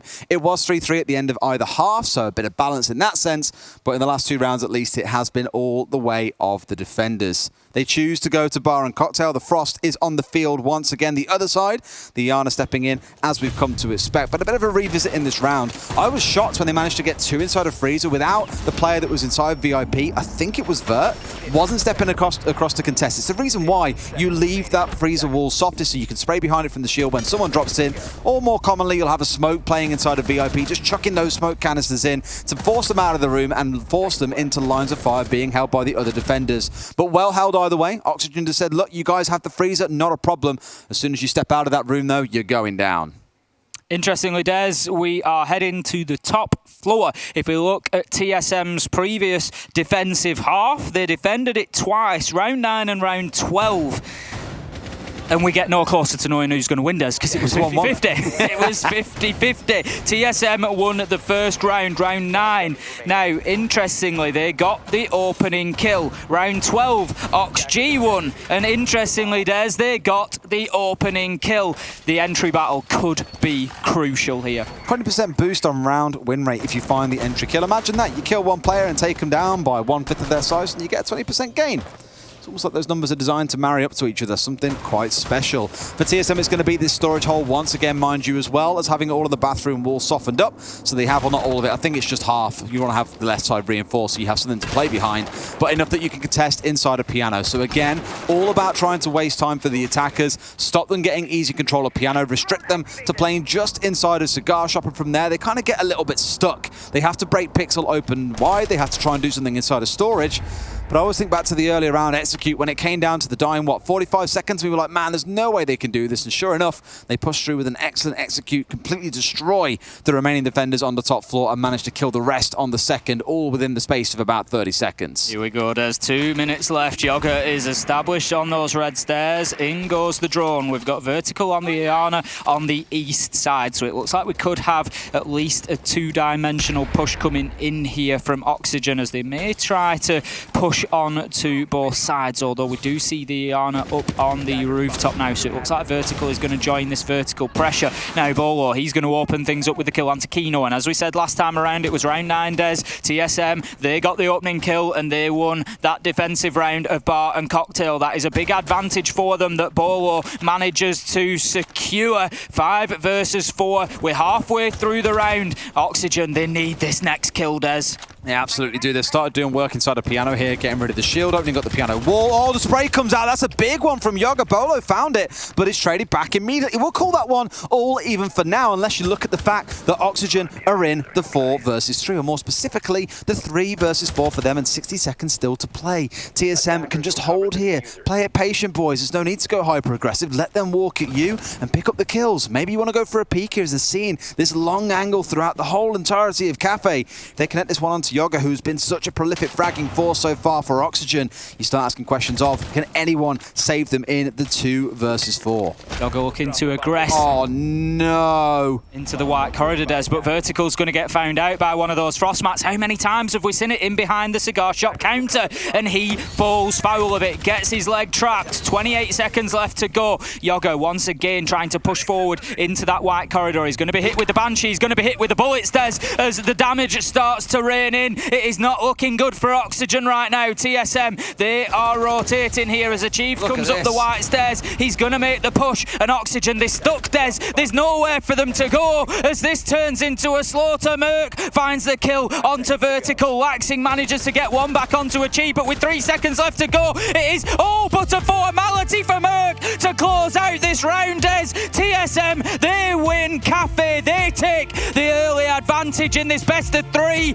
and I think I'm not the only one who's going to need a little oxygen after that map, Des. I am out of breath, I'm out of energy, and that one was an unbelievable starter to this series. Time to get yourself to bed, old man, after the next 2 maps potentially are finished. TSM with a phenomenal defense in that final round. We speak about these holes being opened up that look onto piano, and you know it's going to slow you down. It's going to waste time, and once you find a kill or 2, it's basically lights out for the attackers. It was the war of white corridor, and TSM were the ones who come out quite convincingly victorious there. But let's go over to our experts to break down map number 1.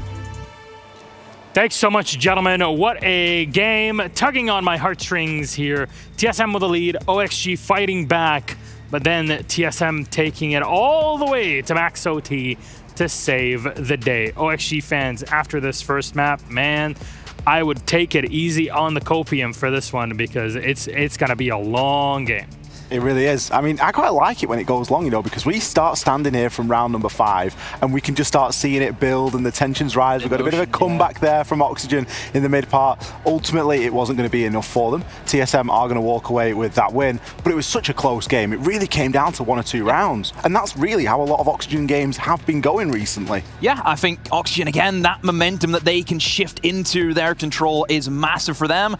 But Milosh, I mean, Kafe at the end of the day, it is TSM's map pick. It is the map that they're expected to win, Ollie. And for a good chunk of that, before Oxygen had that bit of momentum, it was looking just a decisive TSM win.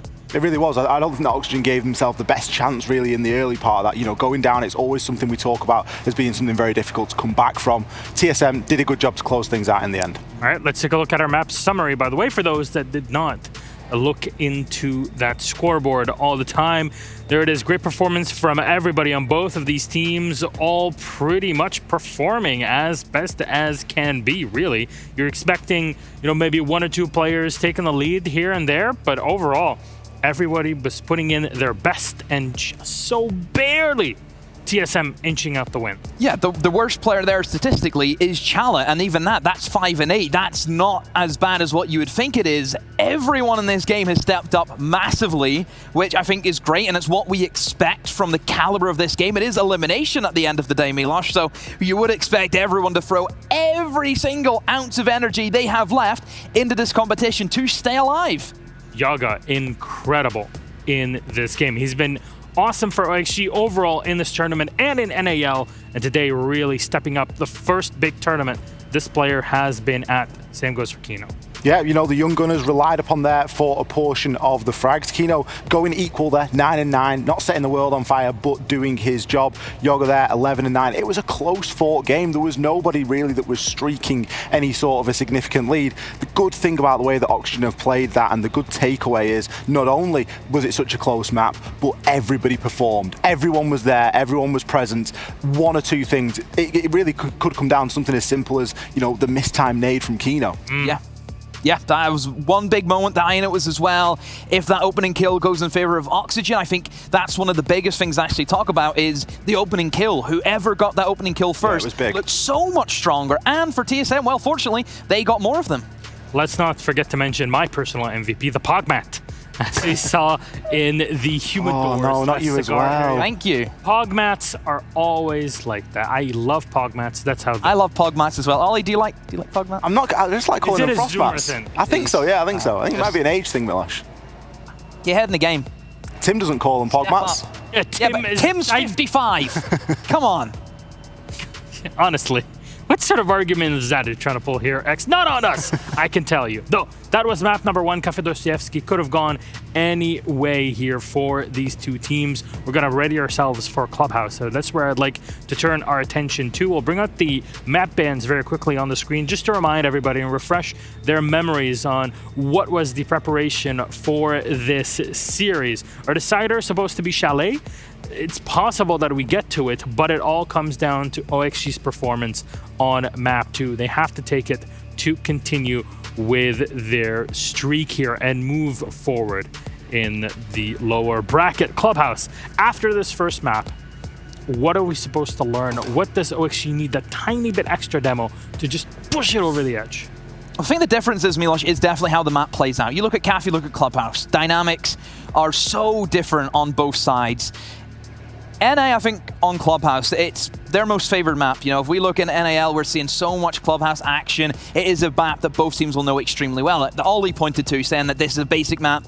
Every team, no matter what region, no matter what tier you're playing at, you will know Clubhouse. Again, I think it has to come back to who is going to show up on the day. And right now, everyone on both sides are showing up. I don't think you can call this one. It's just a toss-up to see who gets the kills. TSM are on the fence for this one. The Clubhouse is one of those maps where you can go from very defensive-sided to, oh my god, swinging the complete other way for the attackers. Ollie, what do you think? It's just so well known at this point, isn't it, Milosh? We've seen this map play out now over the course of a couple of years. It's still almost referred to as new Clubhouse, but it's ages old now. It's older than the original. It's been around years, longer than the original, exactly. But it's still seen as this newer map, and it's still seen as a map that rounds can be gained by the defenders. But that isn't always the case. It really comes down to the matchup, comes down to the head-to-head, and it also comes down to those bans. There are things you can do to try and make that a little bit easier for you on the attack. Okay, Demo, I'm going to turn to you for this one because you are very excited about a conversation we had earlier about Team Liquid, specifically on this map. The rafters in Garage, how efficient a team can be by holding on to that, making sure that nobody sets foot even into server. What do you think will happen here between these two? What are some operators that could be removed to ease the way for TSM on the defense early on? Well, Wamai is going to be the obvious choice. We've seen how strong those magnets can be. Toss them anywhere inside a garage and you will get rewards 100%. So I think that might be a target ban. I know TSM, whenever they play against Oxygen, they will ban that Wamai, a very high percentage on that operator. But yeah, Rafters, a very important location. You'll see a lot of utility. You'll see nades being tossed over. You see concussions, everything that you can. And like I said, it's a big make or break position that you need to win. Actually, let us revisit our head-to-head, Ollie. Why don't we? We selected one player out of each one of these two teams you guys did. That is Yoga and Bolo. Now, these stats have been updated after our first map, and somehow they get even closer than they were already. Closer than they were already, but Yoga still edging a bit of a lead there. So his performance over the tournament as a whole, over the course of the whole Six Invitational, has been a little bit more consistent maybe there than Bolo. I don't think we saw necessarily the best out of Bolo inside of that previous game. You know, we saw him really pop off earlier in the first game that TSM played today. 13 and 11. You know, it's not the heights that he was at with the sort of 16 and 9 or whatever it was that he came out of one of the first games with today. So still up there in terms of the frags, but again, going up head-to-head against these young gunners, it isn't an easy thing. Yeah, Yoga, again, just that confidence that he has, been able to get those entry kills, which I think, of course, was the big reason why Oxygen had that run of form coming back into it. Look at his operators, again, that Sophia, like we pointed to, would be a big operator and still carrying that same way. And also Vigil, a man after my own heart, Milosh. Rainbow Six Zofia is what a lot of people would call it right now, I can tell you that. I cannot wait to see how the Heartbeat game will go. As you know, TSM on the Maverick are incredible to see. But that was map number 1, and we're readying ourselves for our second one. X Demo, thank you so much for helping us through this. It is time, ladies and gentlemen, to get back into game. I know all the North American fans right now are watching. They're eager to see which team will represent them deeper into this tournament, who will make it into the top 4. It's Oxygen versus TSM. We're going to go to Hanover for this one. It's Clubhouse. It is Dez and Ace. Enjoy. Thank you very much, Milosh. Clubhouse, a bit of a classic here so far at SIA. Some may even say the El Clasico map of Siege in the current meta. It seems to be alongside maps like Consulate, stepping up as one of the most populars that we go to. The boys on the desk commented at the very start of the show, it's one of those maps that you look at and say every team should be able to play this to a level, but not strictly the case when you actually look at the way it breaks down. For TSM, they've had it banned against them once so far this year. Banned it away 16 times. Quite fair to say, they don't like this map. So, if you're on Oxygen side, just thinking, okay, it's time for a bounce back and we get that map 3 of Chalet that we're all dying to see.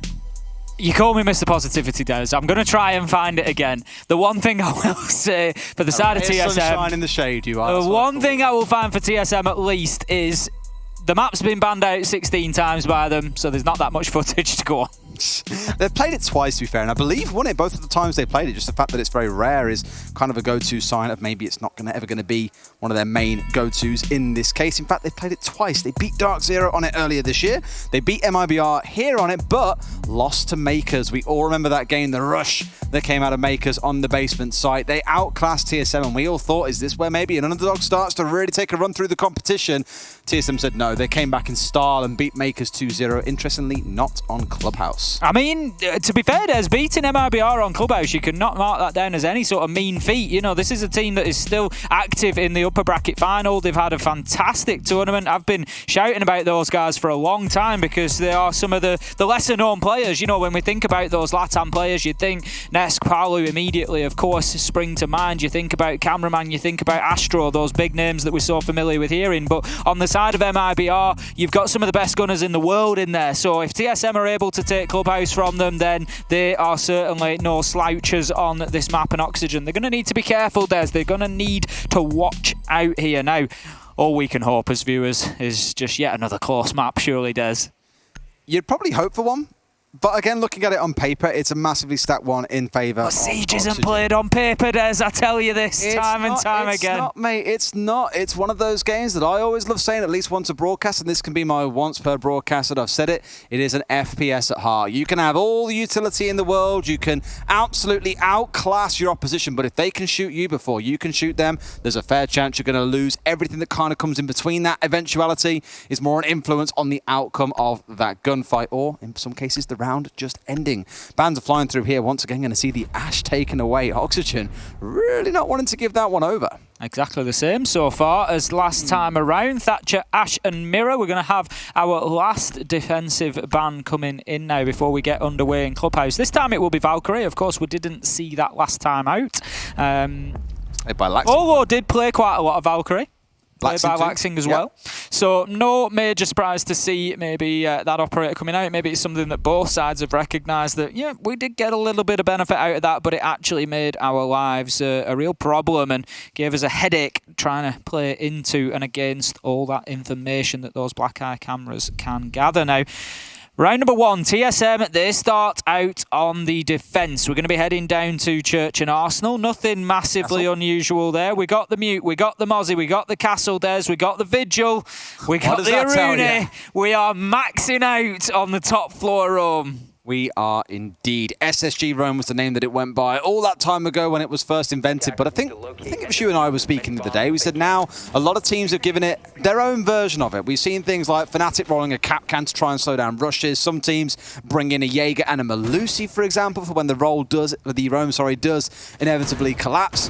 The variant that we're seeing here is actually still quite true to the original. The only change coming in is going to be the Aruni, although truthfully, that last operator was always quite a selective one. Some teams like a Smoke, for example, to waste a bit of time. Whereas I think for Geo, you're looking at maybe both of those things coming in where you can waste time, i.e. in the way of the attacking team will pause to burn out the laser gates. Potentially, it will be there to slow them down. It will be there to do damage. It will burn some utility.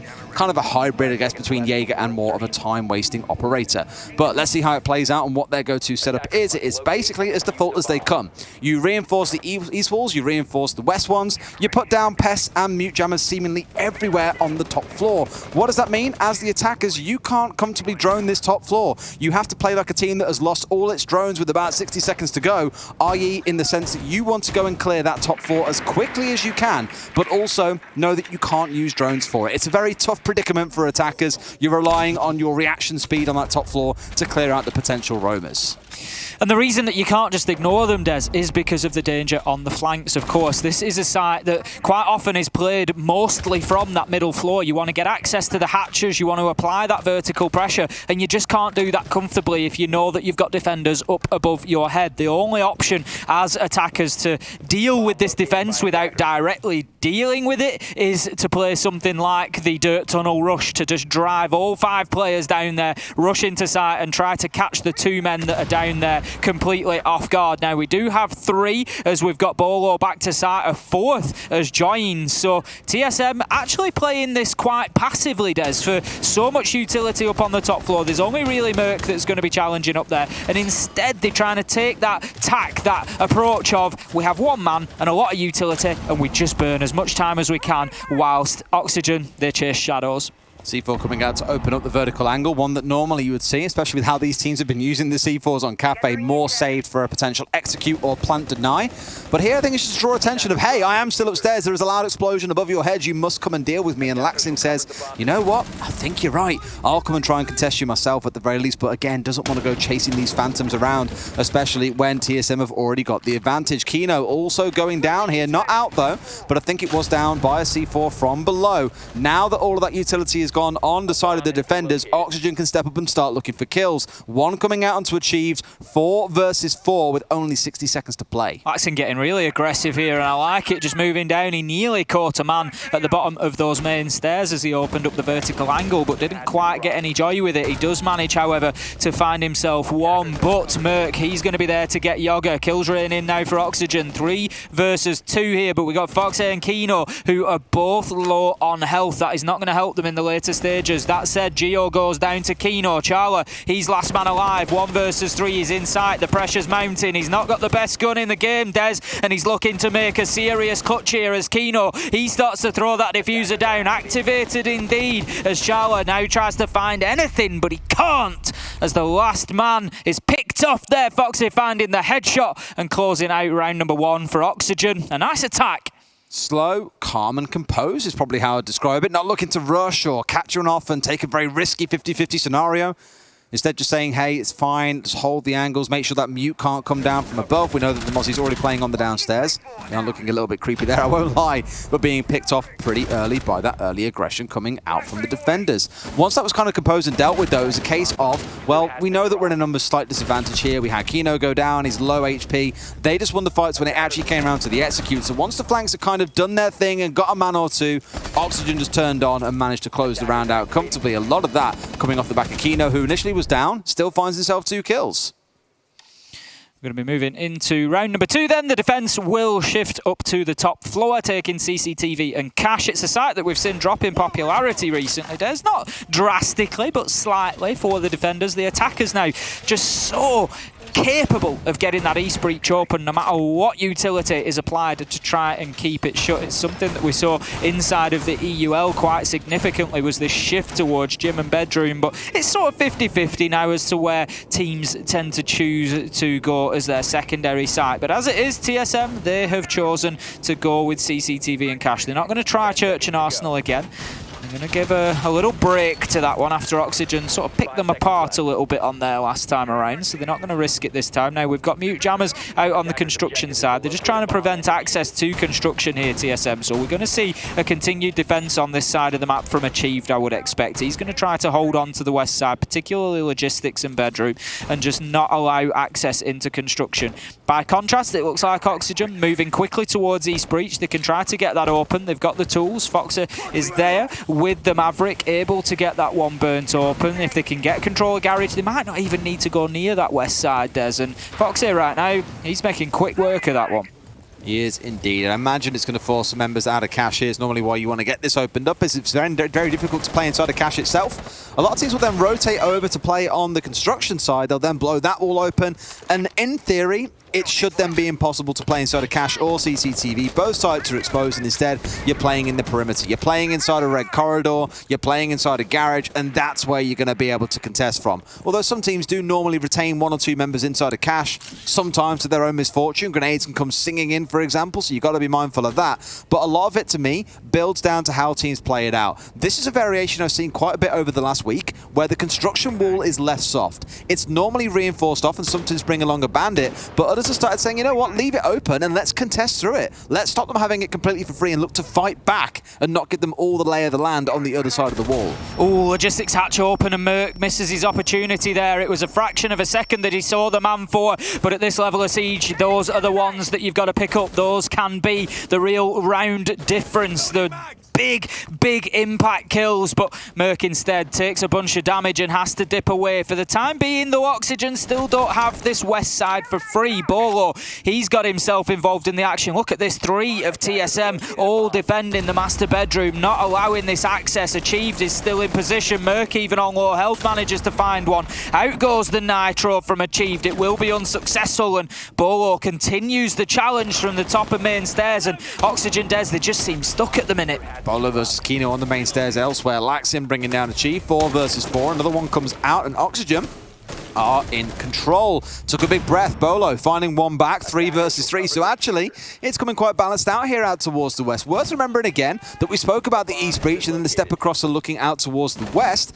So rather than just cutting inside a construction, for example, they most definitely wanted to remove those defenders that were inside a bathroom, and they've cut the clock down by about 1 minute and 15, 1 minute and 20. 3 versus 3. Oxygen need to make it happen now. Looking for any angle they can find into sight. They just can't clear the man out from behind the bomb chassis, just proving to be an absolute nightmare here. TSM just ducking, diving and dodging, keeping themselves alive inside a site vertical. He looks to make some pressure from that single door there, but he's going to come up against the Toxic Babe. The kills rain in. Gio and Bolo managed to do it. Bolo doubles down for a second, and that is going to be the round. TSM take round 2 and level things up. Once again, there's nobody can get themselves any breathing space at the beginning of Clubhouse. Really good defensive round there coming out. That time being wasted out inside gym bedroom, unbelievable.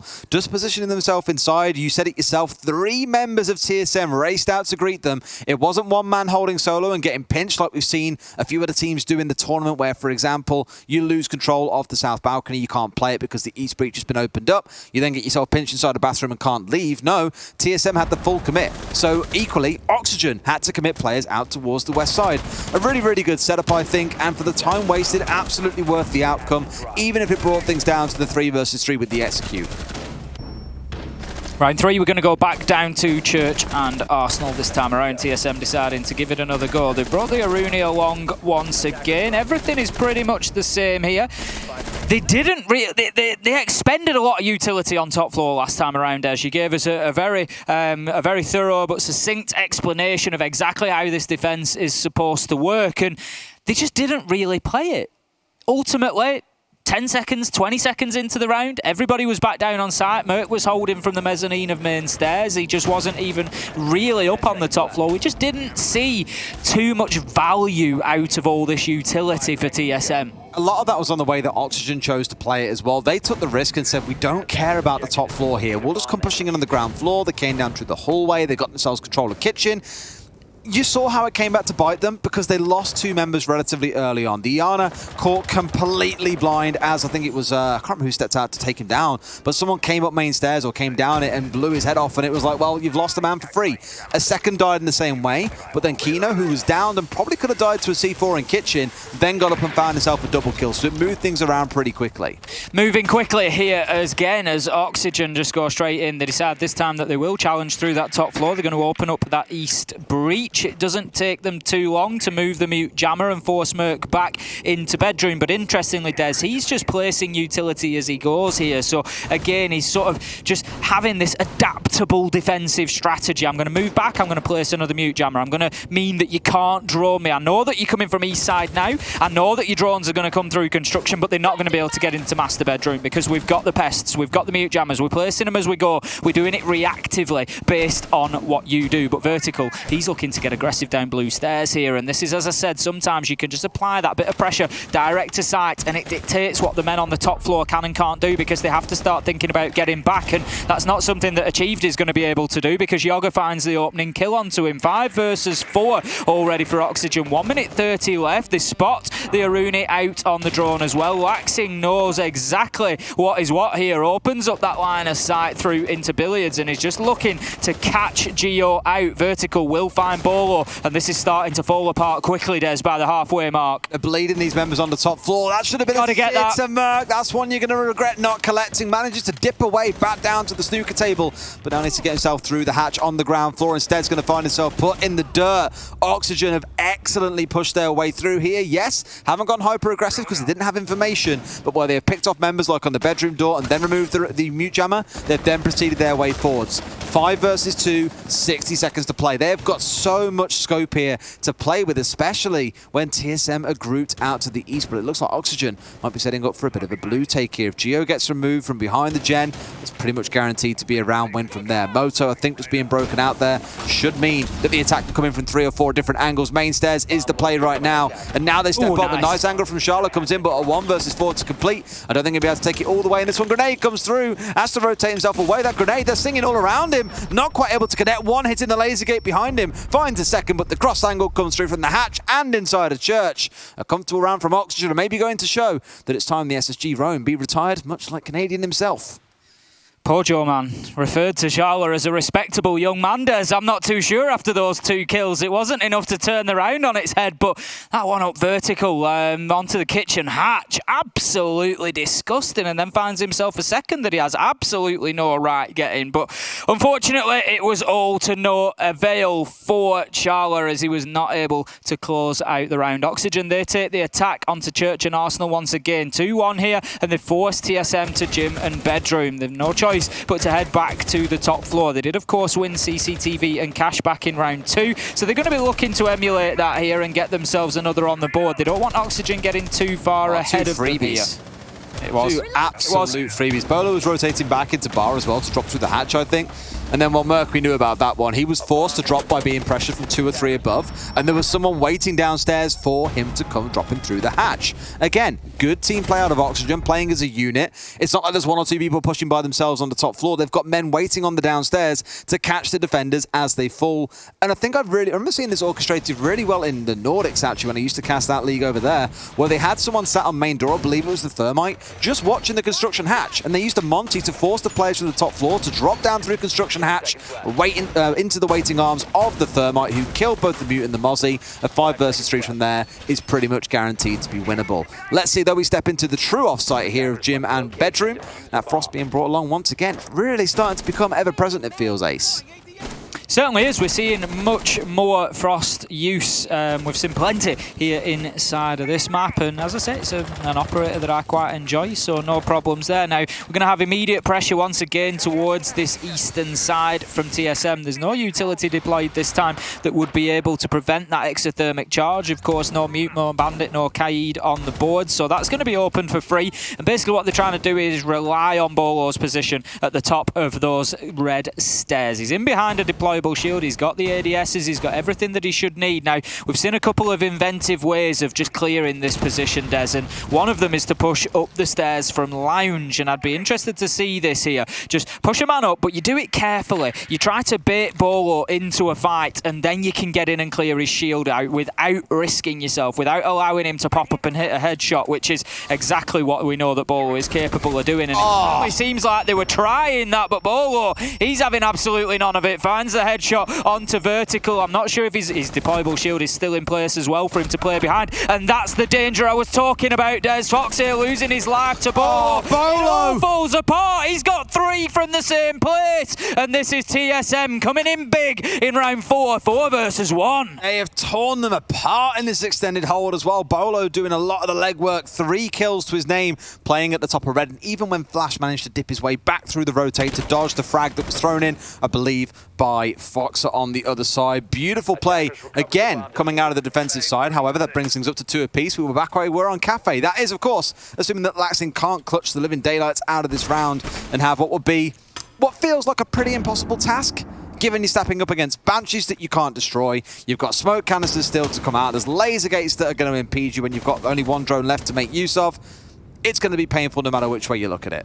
Laxing just moving in cautiously here. He's got plenty of time and he's using that to his advantage. Now, he does have a drone available to him, but he's not going to be actively using it to try and find information at the minute. Shut down as he looks to move into logistics. It was certainly a matter of time there. He was trying to apply caution. You could see that he didn't have much information to work on. He was flashing through the drone hole into cache, for example, because he doesn't know if there's somebody there. So he's just trying to get people to move around at that point. He's limited on information and he gets shut down. I will give it to Oxygen. They didn't really do much wrong in their push onto Bolo at the top of red either. They had someone flashing in. No. They had someone push from the bottom of stairs. They had someone trying to step in from the breach at the same time, but unfortunately, Bolo peeked out onto the guy on red to begin with, so it was never going to happen in perfect sync for the attackers. Bolo was proactive. He didn't sit there and wait and say, okay, who's going to shoot at me first? I have to shoot back. Every single time he was just there ready to contest, and ultimately he did get shut down by Laxing in the end, but by then the damage was done. Excellent play coming out of Bolo to make sure that round was going over the finish line for them. 2 apiece, we sit at ace.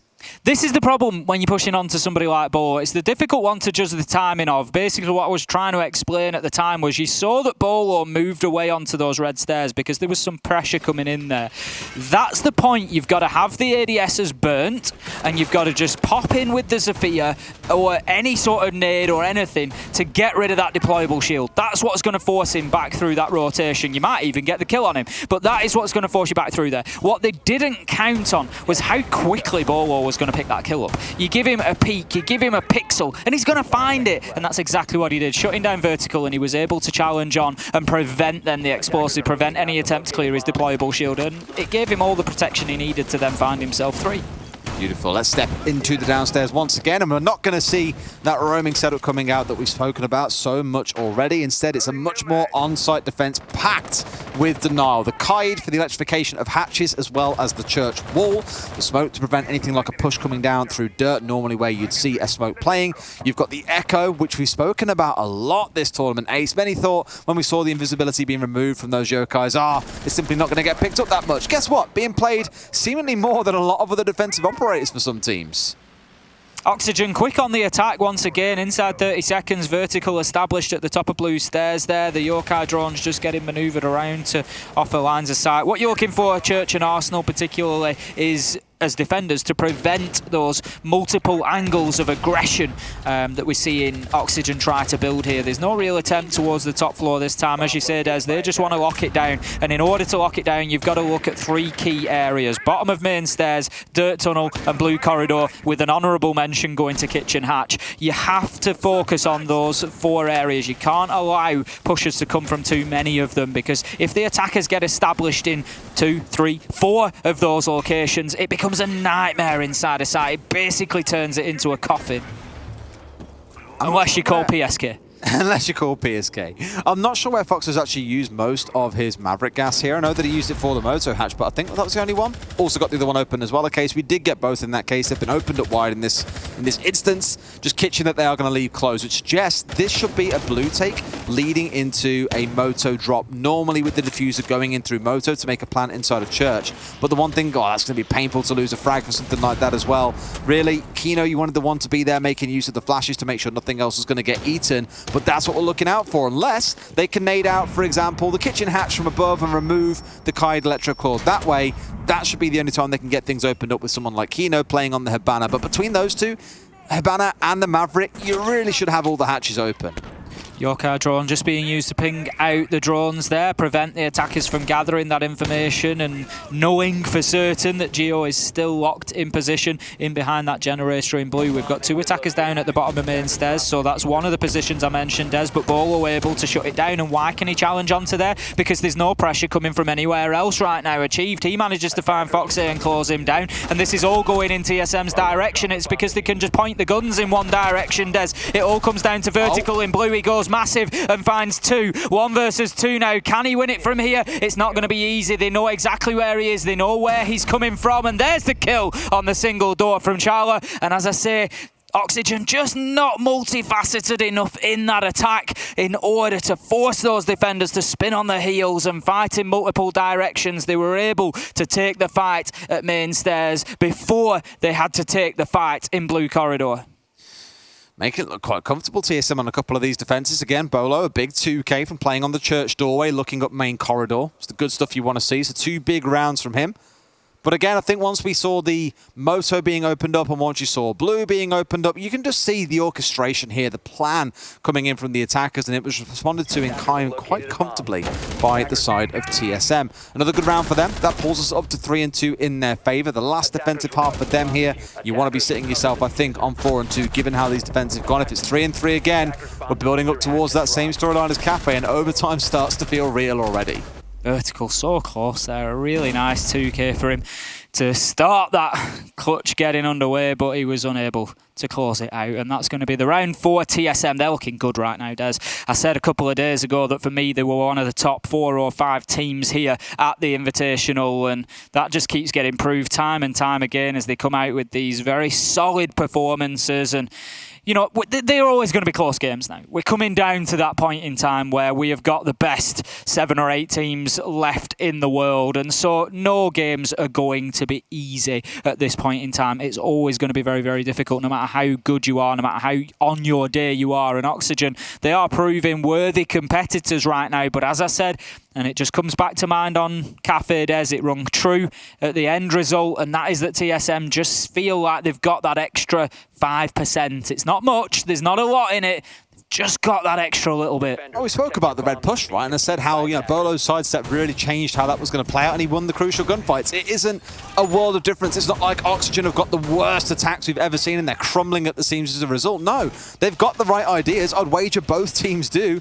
It's just that, like you say, the extra 5% on the execution side of things is going the way of TSM. That doesn't mean that Oxygen can't drag it back. We had a very similar conversation on Kafe. Let's see how round number 6 plays out. It's going to be Church, Cash and CCTV. Doesn't look much like a church to me. It doesn't at all, Des. No, not from many of the churches that I've seen. Be a very strange one unless Clubhouse is your religion, in which case you can call the whole thing a church. Well, I'm sure that there's 1 or 2 out there who do love the map enough. It's one of my favourite maps. I really enjoy Clubhouse. I like it. We play it in ranked. We have a little cheer when we get Clubhouse. Yeah, it's one of the, you know, I do enjoy playing on Clubhouse. It's not quite at consulate levels for me, but I do enjoy a Clubhouse. Do enjoy a bit of a consulate as well. Lots of things to enjoy. Chalet, of course, going to be the third map if we get there. As you can see near the top right corner of your screen, it is the Decider.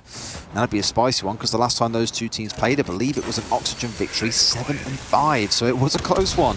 And of course, with how close this series has been, you get the idea that that one would also go towards overtime or at the very least, a close fixture nonetheless. Another extended hold coming out towards the west side as well, so Gym and Bedroom being held down somewhat by TSM.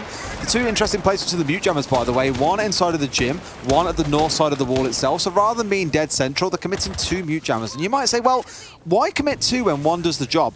It's the predictability. Chances are it's going to get naded from below. There's going to be some easy way of dealing with it. With having the 2 on there, at least you've got a little bit of backup in that case. Although right now, no one's actually playing out there. So make of that what you will.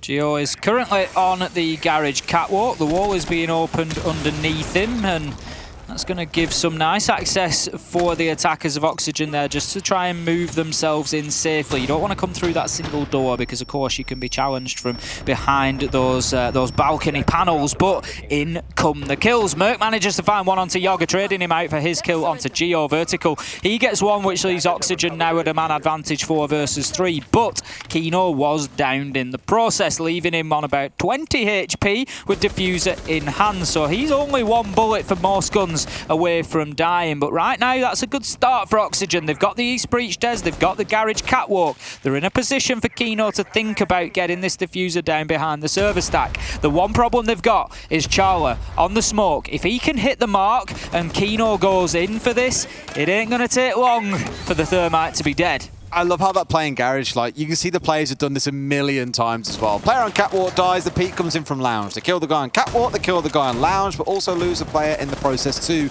that running coming out of Lounge. And ultimately, Oxygen do prevail with a 2-1 off the back of it, a great nade singing in and catching out Charla. 4 versus 2 for Oxygen, and this is starting to feel like that timeout might have been worth it. Just squeezing out one more attacking round would help them so much. In comes the plant from Kino. They've got the downstairs cover from Laxing though, achieved all by himself to make it happen. Something tells me that it shouldn't do. I can't quite see a 1 versus 4 in him right now, to be honest with you, Ace, and that plant will get confirmed out by Kino. Finds one, he's got a slither of HP. You can blow on him and he'd fall over at this point. The longer angles there, not quite shot out, but this one's definitely going to close out in favor of Oxygen. It certainly is. Laxing has been absolutely key to this round, Des, but let's not speak too soon. Achieved manages to find one, shut down by Vertical on the rotate. Let's speak too soon.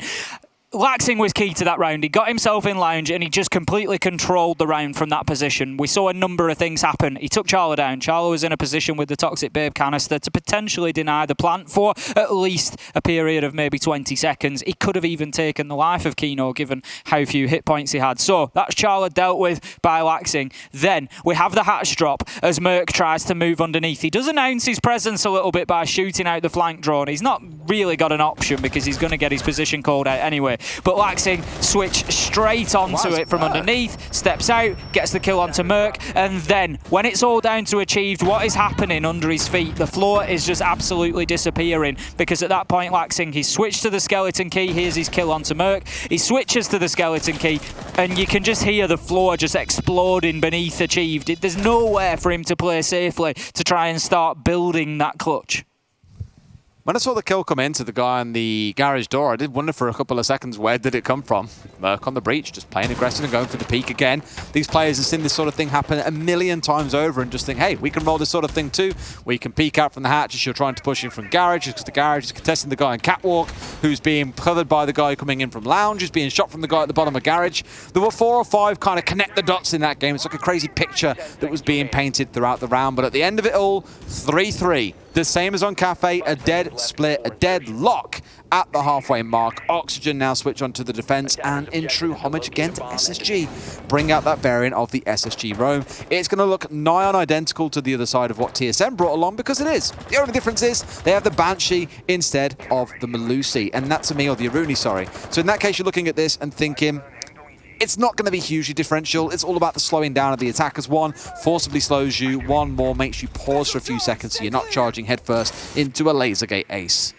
The real difference that TSM are going to be looking for, particularly here, is, you know, they want to get in and clear it as quickly as it was done to them, really. Oxygen as defenders, sorry, the difference they're looking for is to find a little bit more success out of this defense and waste more time and waste more lives and make TSM uncomfortable playing into it, because so far we haven't seen a great success with it. We've seen the attackers taking these rounds. Now Laxing, he's going to hold himself in the bathroom for the time being, just holding on to a close angle. I think he knows that he's got Bolo approaching from the strip flip side of things. He's got a very tight angle. Bolo, there we go. Out comes the drone and away goes Laxing. That is as easy as it can be to move a defender at times. And it basically shows you the attitude Des there is, and quite rightly so. Laxing's thinking, I'm going to chance my arm here. I'm going to see what happens. If he doesn't know, he walks in, I get a free kill. If the drone comes out, you know what? I get out of here. Chance just your arm? Your whole life probably goes in that case. Probably does at that point. I'm going to play my life. I'm going to get out of here before that challenge comes in with knowledge of my location. So right now,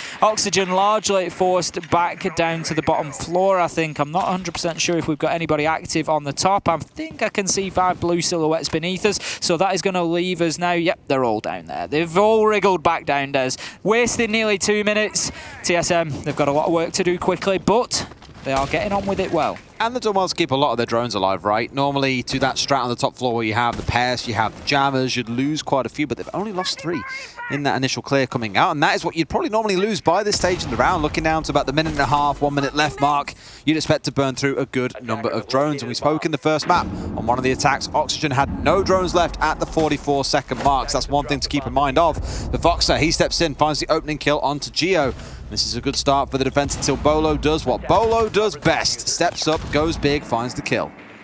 4 versus 4 then, as TSM find themselves with 30 seconds left to go, and it looks like it's going to be one of those iconic bloodbaths in Church and Arsenal down in the basement of Clubhouse as the push comes forward. Bolo finds one onto vertical. Merc takes some damage from inside of sight, but not before he finds a kill onto Foxy. He will be traded out by Yoga. 1 versus 3 now, as Kino's got it all to do, though. We saw his Brazilian counterpart in PSK able to do it twice, but Kino, he can't lock it down once here, as TSM find themselves on the winning end of Church and Arsenal, and that's going to be a good start to the second half for TSM. Oh, I think it's where you start getting worried now if you're an Oxygen player, fan, family member, whatever you want to call yourself. You look at that round and that was pretty decisive by TSM. Well controlled, not getting soaked into strange gunfights, and it almost feels like the one thing that Oxygen are missing right now is a Bolo.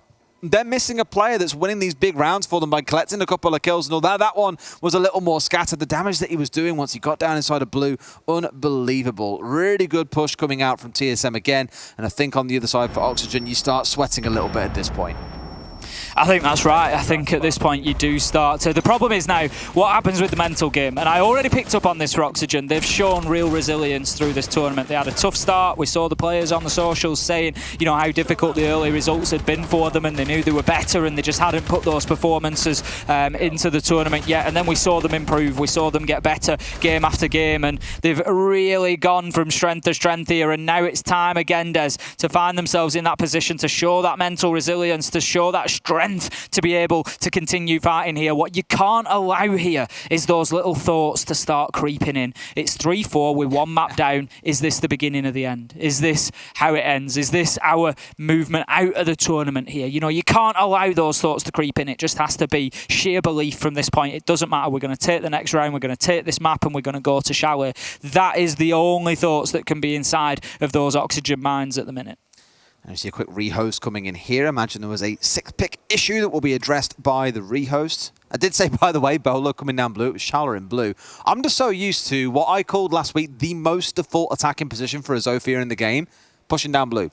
Don't know why. Teams just absolutely love sending Zofia down. Well, I do kind of know why. Because she's got so much utility. She can burn through any of the ADSs that might be sat behind the generator stack, all of them if she really has to, and then can contest at long range into Church over the back of the reinforced wall or the soft wall if it is left soft. But in this case, it was Bolo going down main stairs, Charlotte on the Jackal, instead looking to push down through blue. Multiple angles of attack. It kept Oxygen guessing, and that's what made together for a good attack. And I think we should appreciate it one more time, Ace. The venue is gorgeous. It's funny that you should say that, Des, because I was just going to say yet another panoramic shot of this beautiful venue that we've got here. Obviously, you know, been able to maybe have a little bit more creativity with the building that's been used. We did get a health and safety warning earlier on. Did you know about that? I did not. No, well, basically, X is at major risk of being decapitated by those lights. He is very tall, though. He is very tall. There was no official health and safety issue, by the way, just in case anyone takes a joke a bit too seriously. He's a very tall man, and we were stood on the desk the first day, and we're like, wow, those lights come pretty close. They're like a couple of feet above us, and we're pretty small. X is pretty tall. I'm sure he's sat up right there now, shaking his head, going, yeah, very funny, Des. Great. Good thing the game's back underway. We're into it then. It's going to be an attack again onto Church and Arsenal with Capital being brought along in this round. That one a very greatly engineered operator for going for big executes, knowing that you have the fire bolts to make defenders move as well as the smoke bolts for making a plant happen. I always love seeing the Zofia and the Capital alongside each other because just looking at their operator icons on the right-hand side, how much utility do you want to stack behind two operators? It is ludicrous.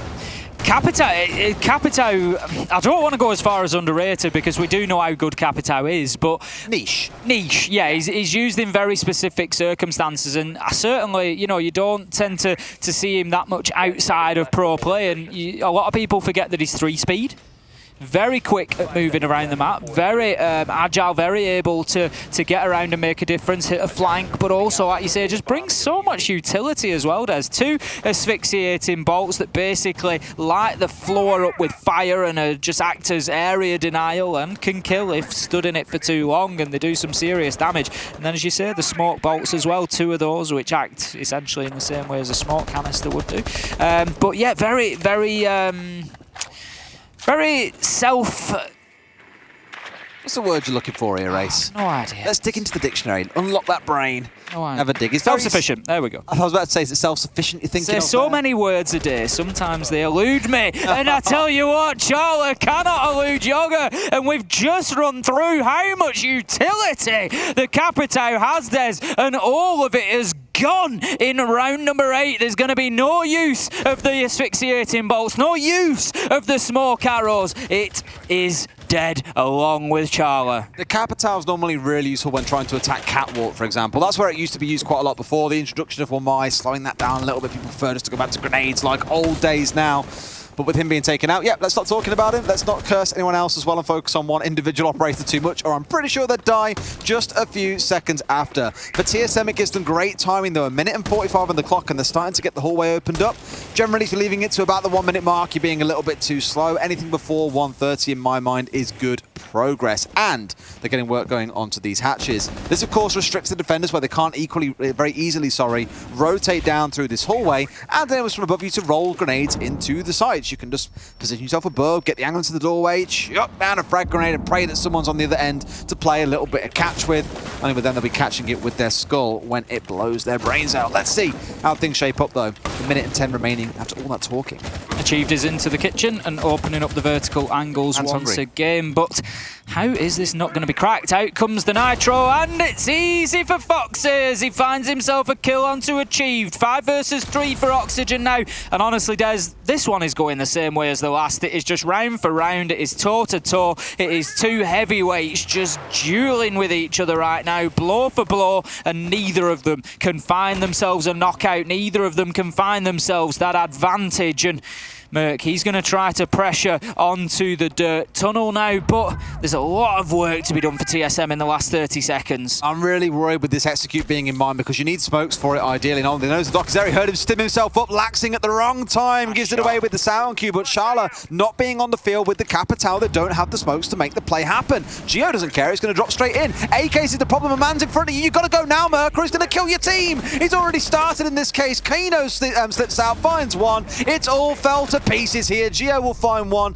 but a slight mistiming is going to cost them on the attack. 4-4 overtime is starting to approach, Ace. You were just willing, Merc, on it. Was those few extra steps. You got to help Gio get this diffuser down. I think he thought that there was a man in behind the rack in there, so it was more important to get the nade out ahead of him, but obviously the movement had come in. We've got the privilege of those silhouettes there, so we can see exactly who is where, but the players, it's not a joy that they have, so had to be cautious and get the nade out ahead of him to make sure it was safe to push in, which it was, but it was too late as Gio was left all alone as the kills rained in, and that's going to be a successful basement defense for Oxygen. So leading into round 9 now, we are 4-4 on the scoreboard. CCTV Cash will be the next defensive side.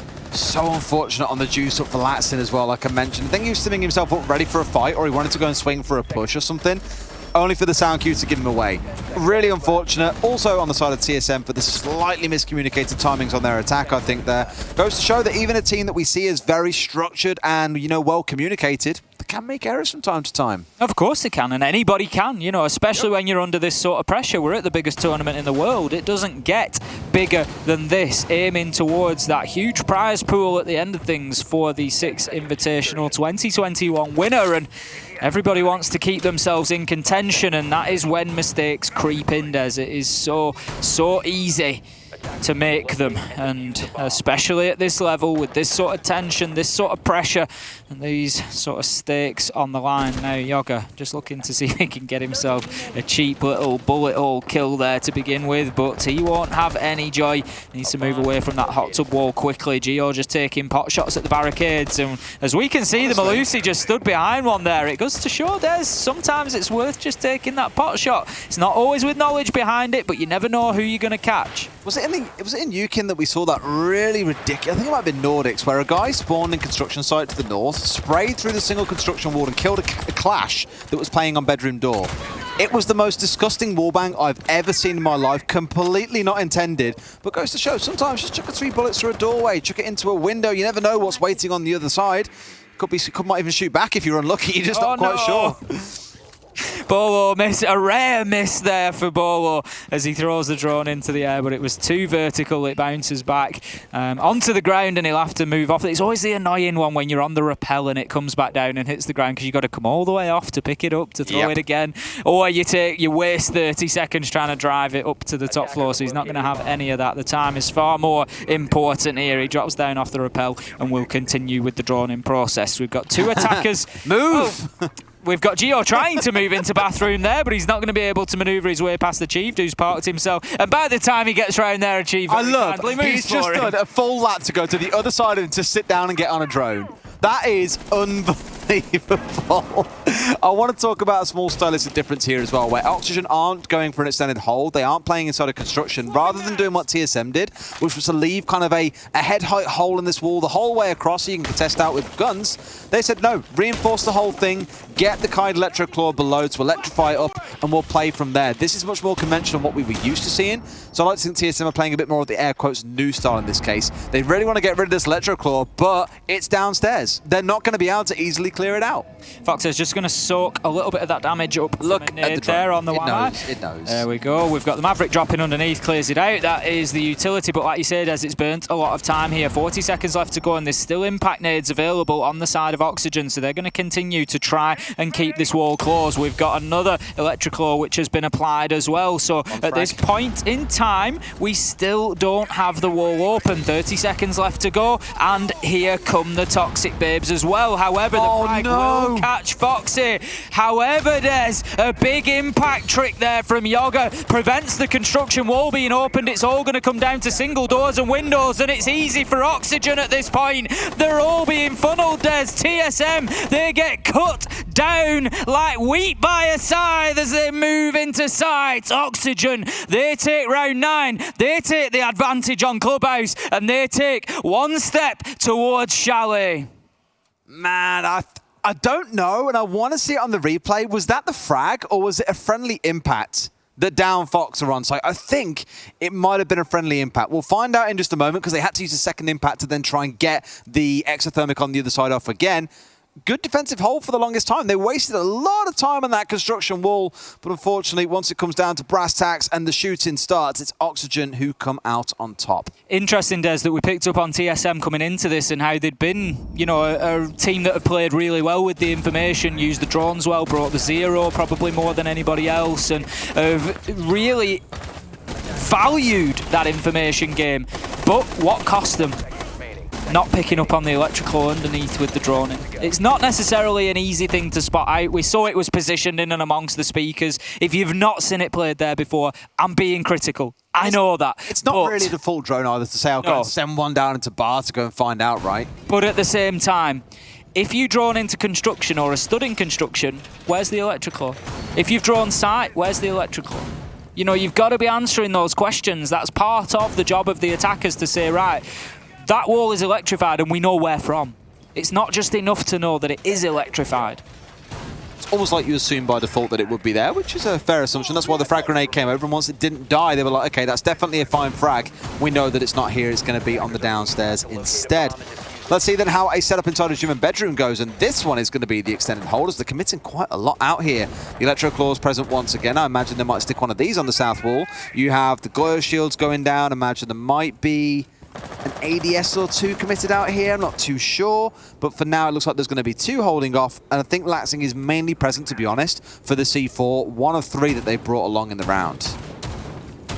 Oxygen need to show us what they can do from a position of advantage on the scoreboard here then. 5-4, they lead TSM in round 10. If TSM can take this round on the attack des, they're going to tie us up 5-5, and we're going to see a minimum of 12 rounds once again. Let's not forget, map number 1 went all the way to 15. It was 8-7, as you can see up towards the top right of your screen. A nice little addition from production this time around for the 6 Invitational. Shows you the 3 maps that we were playing. It shows you the scores and the winners of any that have been completed, and it shows you where we are yet to go. Laxing just with a bad throw on the Nitro there, Des. It's so easy to do where you catch the roof with it. No one saw that. Yeah, no. Unfortunately. Oh, they shot it out, guys. It wasn't me.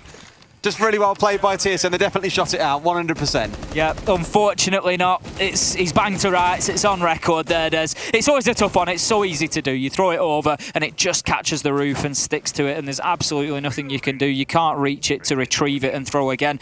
So Laxing has to dip away from that position now. The utility has been given up inside of Cash and CCTV. TSM have got the control that they wanted.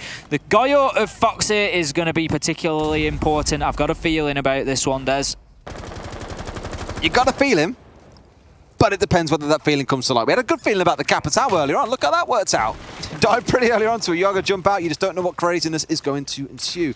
And at least now they have this Cash control. They can take control of the south balcony. Otherwise, you risk defenders coming back into Cash and getting you down as you start focusing on the 2 windows on the south side of the building. Mert with the grenade in hand. Surely there's an ADS on the other side of it. Yes, there is. It's going to consume that frag, and Yoga is safe for the pick-in. So we'll be able to stay alive a little bit longer. And I think in his case, he's holding on to a C4. Indeed, he is. They've got 2 remaining, so a lot of tools still to deal with TSM. And unfortunately, that clock not going to be helping TSM soon as we start to move into the final 35 seconds or so. Foxy still being left alone underneath the map here. He has not been challenged on the ground floor. He's in position. He's got a Nitro in hand. Yoga just looking to challenge onto these south side windows. Out comes the Nitro. I don't know if that is just a little bit premature from Foxy there. He has not given the opportunity for the diffuser to go down. Instead, he's tried to hit it onto that gym window to prevent the push ever coming in, but he could have been in a position to potentially deny this. He's going to have to try with his gun instead. Geo is getting the diffuser down. I'm not sure if they're aware, but it will be successful. No denial from underneath. Foxy does find Charlo. Laxing gets one onto Bolo. Geo onto vertical. It's going off Des. Achieve finds Laxing. It's 3 versus 1. It's all down to the Goyo as he tries to push his way back up the main stairs. He's got 24 seconds to do something about this because, of course, he needs that last 7 seconds to be able to disable the active diffuser. He's looking for the man on the south side windows. He sees him. He sees him. He makes the shot. A nice one tap onto Merc there. 1 versus 2, but shut down by Achieved. It's level, Des. We're going all the way to 12. It's 5-all. TSM don't want this third map to come out, I imagine, shall they? They've shown it earlier on today. They've shown it a couple of times before, but as one of the newer maps in the pool on which you have a reduced history compared to others, I imagine they want to try and keep it hidden. At 5-5, or even for Oxygen potentially as well. But in their case, they have to play there because they lost the first map anyway. So at 5-5, it feels like overtime is upon us. Unless there's now a magical 2-round swing, which feels to have evaded us for the vast majority of the game. There's going to be some magic needs to take place. This round in particular, honestly, I think once they had that south side control and the angles started to line up for them, everything was going to go their way from that point forwards. The contest on the downstairs was good enough that it stopped any kind of C4 denial coming out.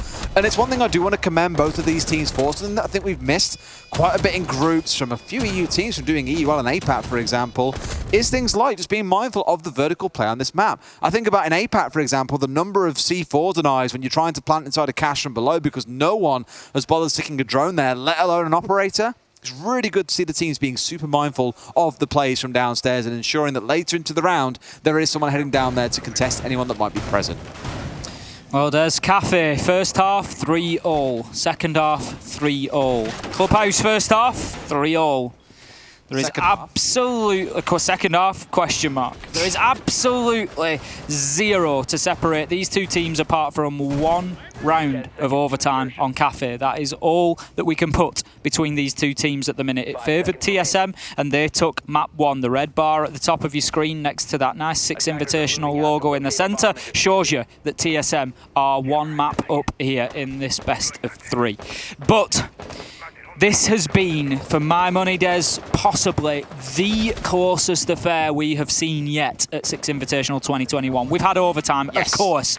We haven't had this consistent 3-3, 3-3. Teams not able to gain even a defensive or an attacking advantage. There is nothing to separate these two. Or even like games in best of 3 since playoffs started have come this close so far anyway. Like we've seen a couple go to round 15, 8-7. Think back to those, of course, the unfortunate curse on day 1 for some of the EU teams. But prior to that, the games weren't necessarily that close all the way through. This one, like you say, has been top and tail from start to finish. Let's see how this round plays out, mind you. The Capital still being stuck by TSM. They do really want to make this work and believe in its viability. Again, we spoke about the fire bolts and the smoke bolts earlier on and what they can do for you. But it's all about actually using them in an execute to really say that it's worth bringing along. On the other side, you've got Laxin stepping onto the Echo. Again, really stepping up for a good number of teams where teams maybe wouldn't have made it much before. Before I think about players like Kendrew, who love playing things like the Echo, back when it was as it was before. Now that it's visible and not invisible, more teams than ever are enjoying bringing it along. It's really interesting. Certainly is. The Maverick going to work quickly there. We can see exactly why they lay prone to do that job. They don't need to get the edges anymore. Just a certain percentage of damage onto the hatch will get it to explode inwards, but they have to keep themselves safe because so often those gunshots do come raining up through those holes. So just keeping themselves prone and nice and safe away from that potential danger achieved. He's looking for some potential danger here as he opens up the vertical angles, looking underneath the hatch. Needs to be careful though because he was caught out previously. If you remember, Des, I think it was Foxy who got the vertical nitro kill here into Kitchen, managed to get himself a cheap and easy kill, but 5 versus 5, 2 minutes in. This is a slow round so far. They only have one left as well. It's Kino who's holding on to it. I'm not quite sure where he's playing right now, but imagine they'll save that for a little later into the round before trying to make an appearance. There he is on Church Doy. Thank you very much, Easy. So he is waiting to deny the plant, if nothing else. Waiting for them to drop and go for a plant in the default spot at the very, very top side. The Echo, by the way, down inside of Dirt. Got a bit of support coming in from Foxer a bit further in, but it might just confirm this one with a frag grenade coming out. That's exactly what he's going to go for. In fact, he finds the man in the back. Hello? Turn around, buddy. Hello? He's not worried, Des. He's But he not worried knows about that. He must know now that he's down behind him, and Laxin has confirmed that he has stepped in. That information going across to the team may well crawl down behind him to feed some information, but my God, TSM have just stomped their way over there. That was a fast one that came seemingly out of nowhere. I love to see that from Merc there. That was, I'm not interested in KD. I'm not interested in getting the kill onto Laxing. Laxing is not in a position to crawl and realistically offer information against me because there's a deployable shield, Des. We've talked about this. We called it the Canto previously in the group stage where a player is down, doesn't get finished off, gets left down to almost act as a human camera because they can still feed that information in. But with the deployable shield there's no way for Laxing to crawl far enough along that tunnel. Merc gets an unbelievable nade onto Foxy. Absolutely beautiful. And then he thinks, right, what I need to do is aggress quickly here. I just need to get myself over that shield and I need to be pushing Dirt Tunnel Door because the rest of my team are going. And we saw the kills start to rain in. The rest of my team are going right now and I need to be on that angle. I don't need to be taking an extra 2 seconds to pick up a kill that's going to be mine anyway. I've downed the guy. Like, I'm going in there because it's happening right now. And I love to see that aggression from Merc and that laser focus onto the job at hand. Merc on a mission in Dirt Tunnel. 3 kills. You had the down, you had the nade into the shield player, then the push through to find the Jaeger on site in the end as well. Doing it all there in the round. We spoke throughout this series how Bolo's had a couple of rounds like that where he has dragged the team over the finish line whether they wanted to or not. That previous one was entirely on Merc's back. And in case you are wondering where all the kills are, of course, we had that rehost. Don't fret. We will give you a full breakdown once the map has concluded as to how it is shaped up. Oxygen, backs against the wall. This is match and series point. TSM win here, and it's a repeat of the site, by the way. They win here. Oxygen are done within 48 hours. They will depart Paris, and TSM will be the ones stepping into the grand final on Sunday. Well, into the grand final, sorry, into the next round, but make their road towards the grand final proceed onwards. They've played well, Des, but you can't throw them straight into. They've got other people to beat yet. Regardless, there's a lot of time teams waiting, mate. It's a gauntlet run after this point. And this is the warm-up, right, against a team that you're familiar with. And then it's like, hey, step against these teams that you haven't played against in 15 months and have fun. Yeah, it's not going to be easy for TSM. It's not going to be easy for anybody from this point forward. Every game just gets bigger and bigger as they go forward. I love, we were watching the prep phase there and the electrical was placed out, and I love the fine margins that they play with Des. It was electrifying that hatch by about 3 pixels of an overlap. It was even waiting to see, have I definitely got this? There's 2 artists in this game, Electroclaw wielders and Mavericks.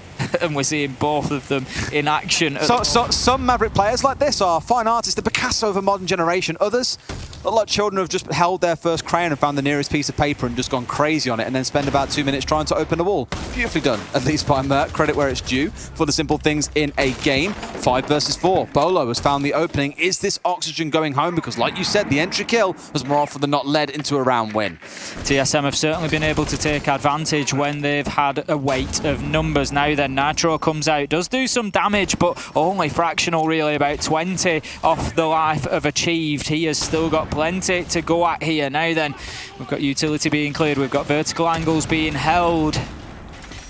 This feels like the end for Oxygen, Des. It feels like an apocalypse as TSM. They can smell blood in the water. They're pushing forward here. They know that they're about to rain brimstone and fire down on top of Oxygen. There is no safe space right now for the North American team of Oxygen. They are finding themselves in a bit of a struggle. We've got Geo. He's going to open things up on that kitchen hatch with the thermite. There goes the exothermic charge back onto the drones. There's still work to be done here. The challenge comes in vertically. Achieved can't find his man as the Jaeger escapes, has to fight his way backwards past the hatch there, knowing that he's exposing himself, but does so successfully. 35 seconds. No frags left though, and they've got those 2 shields still to deal with. They've really hunkered themselves down for an apocalypse here inside of Armory. Out comes one of the firebolts, forces the man to move. He's now hovering off to the left inside of Oil, and I think Charla is aware. It's a double kill. Bolo drops in front of his face and takes out Yoga. 5 versus 2. They've got to do so much here. Vert finds one. Back a second for Kino. That's the way to make yourself known. 12 seconds to play. The smoke comes out. The diffuser is on the ground. Kino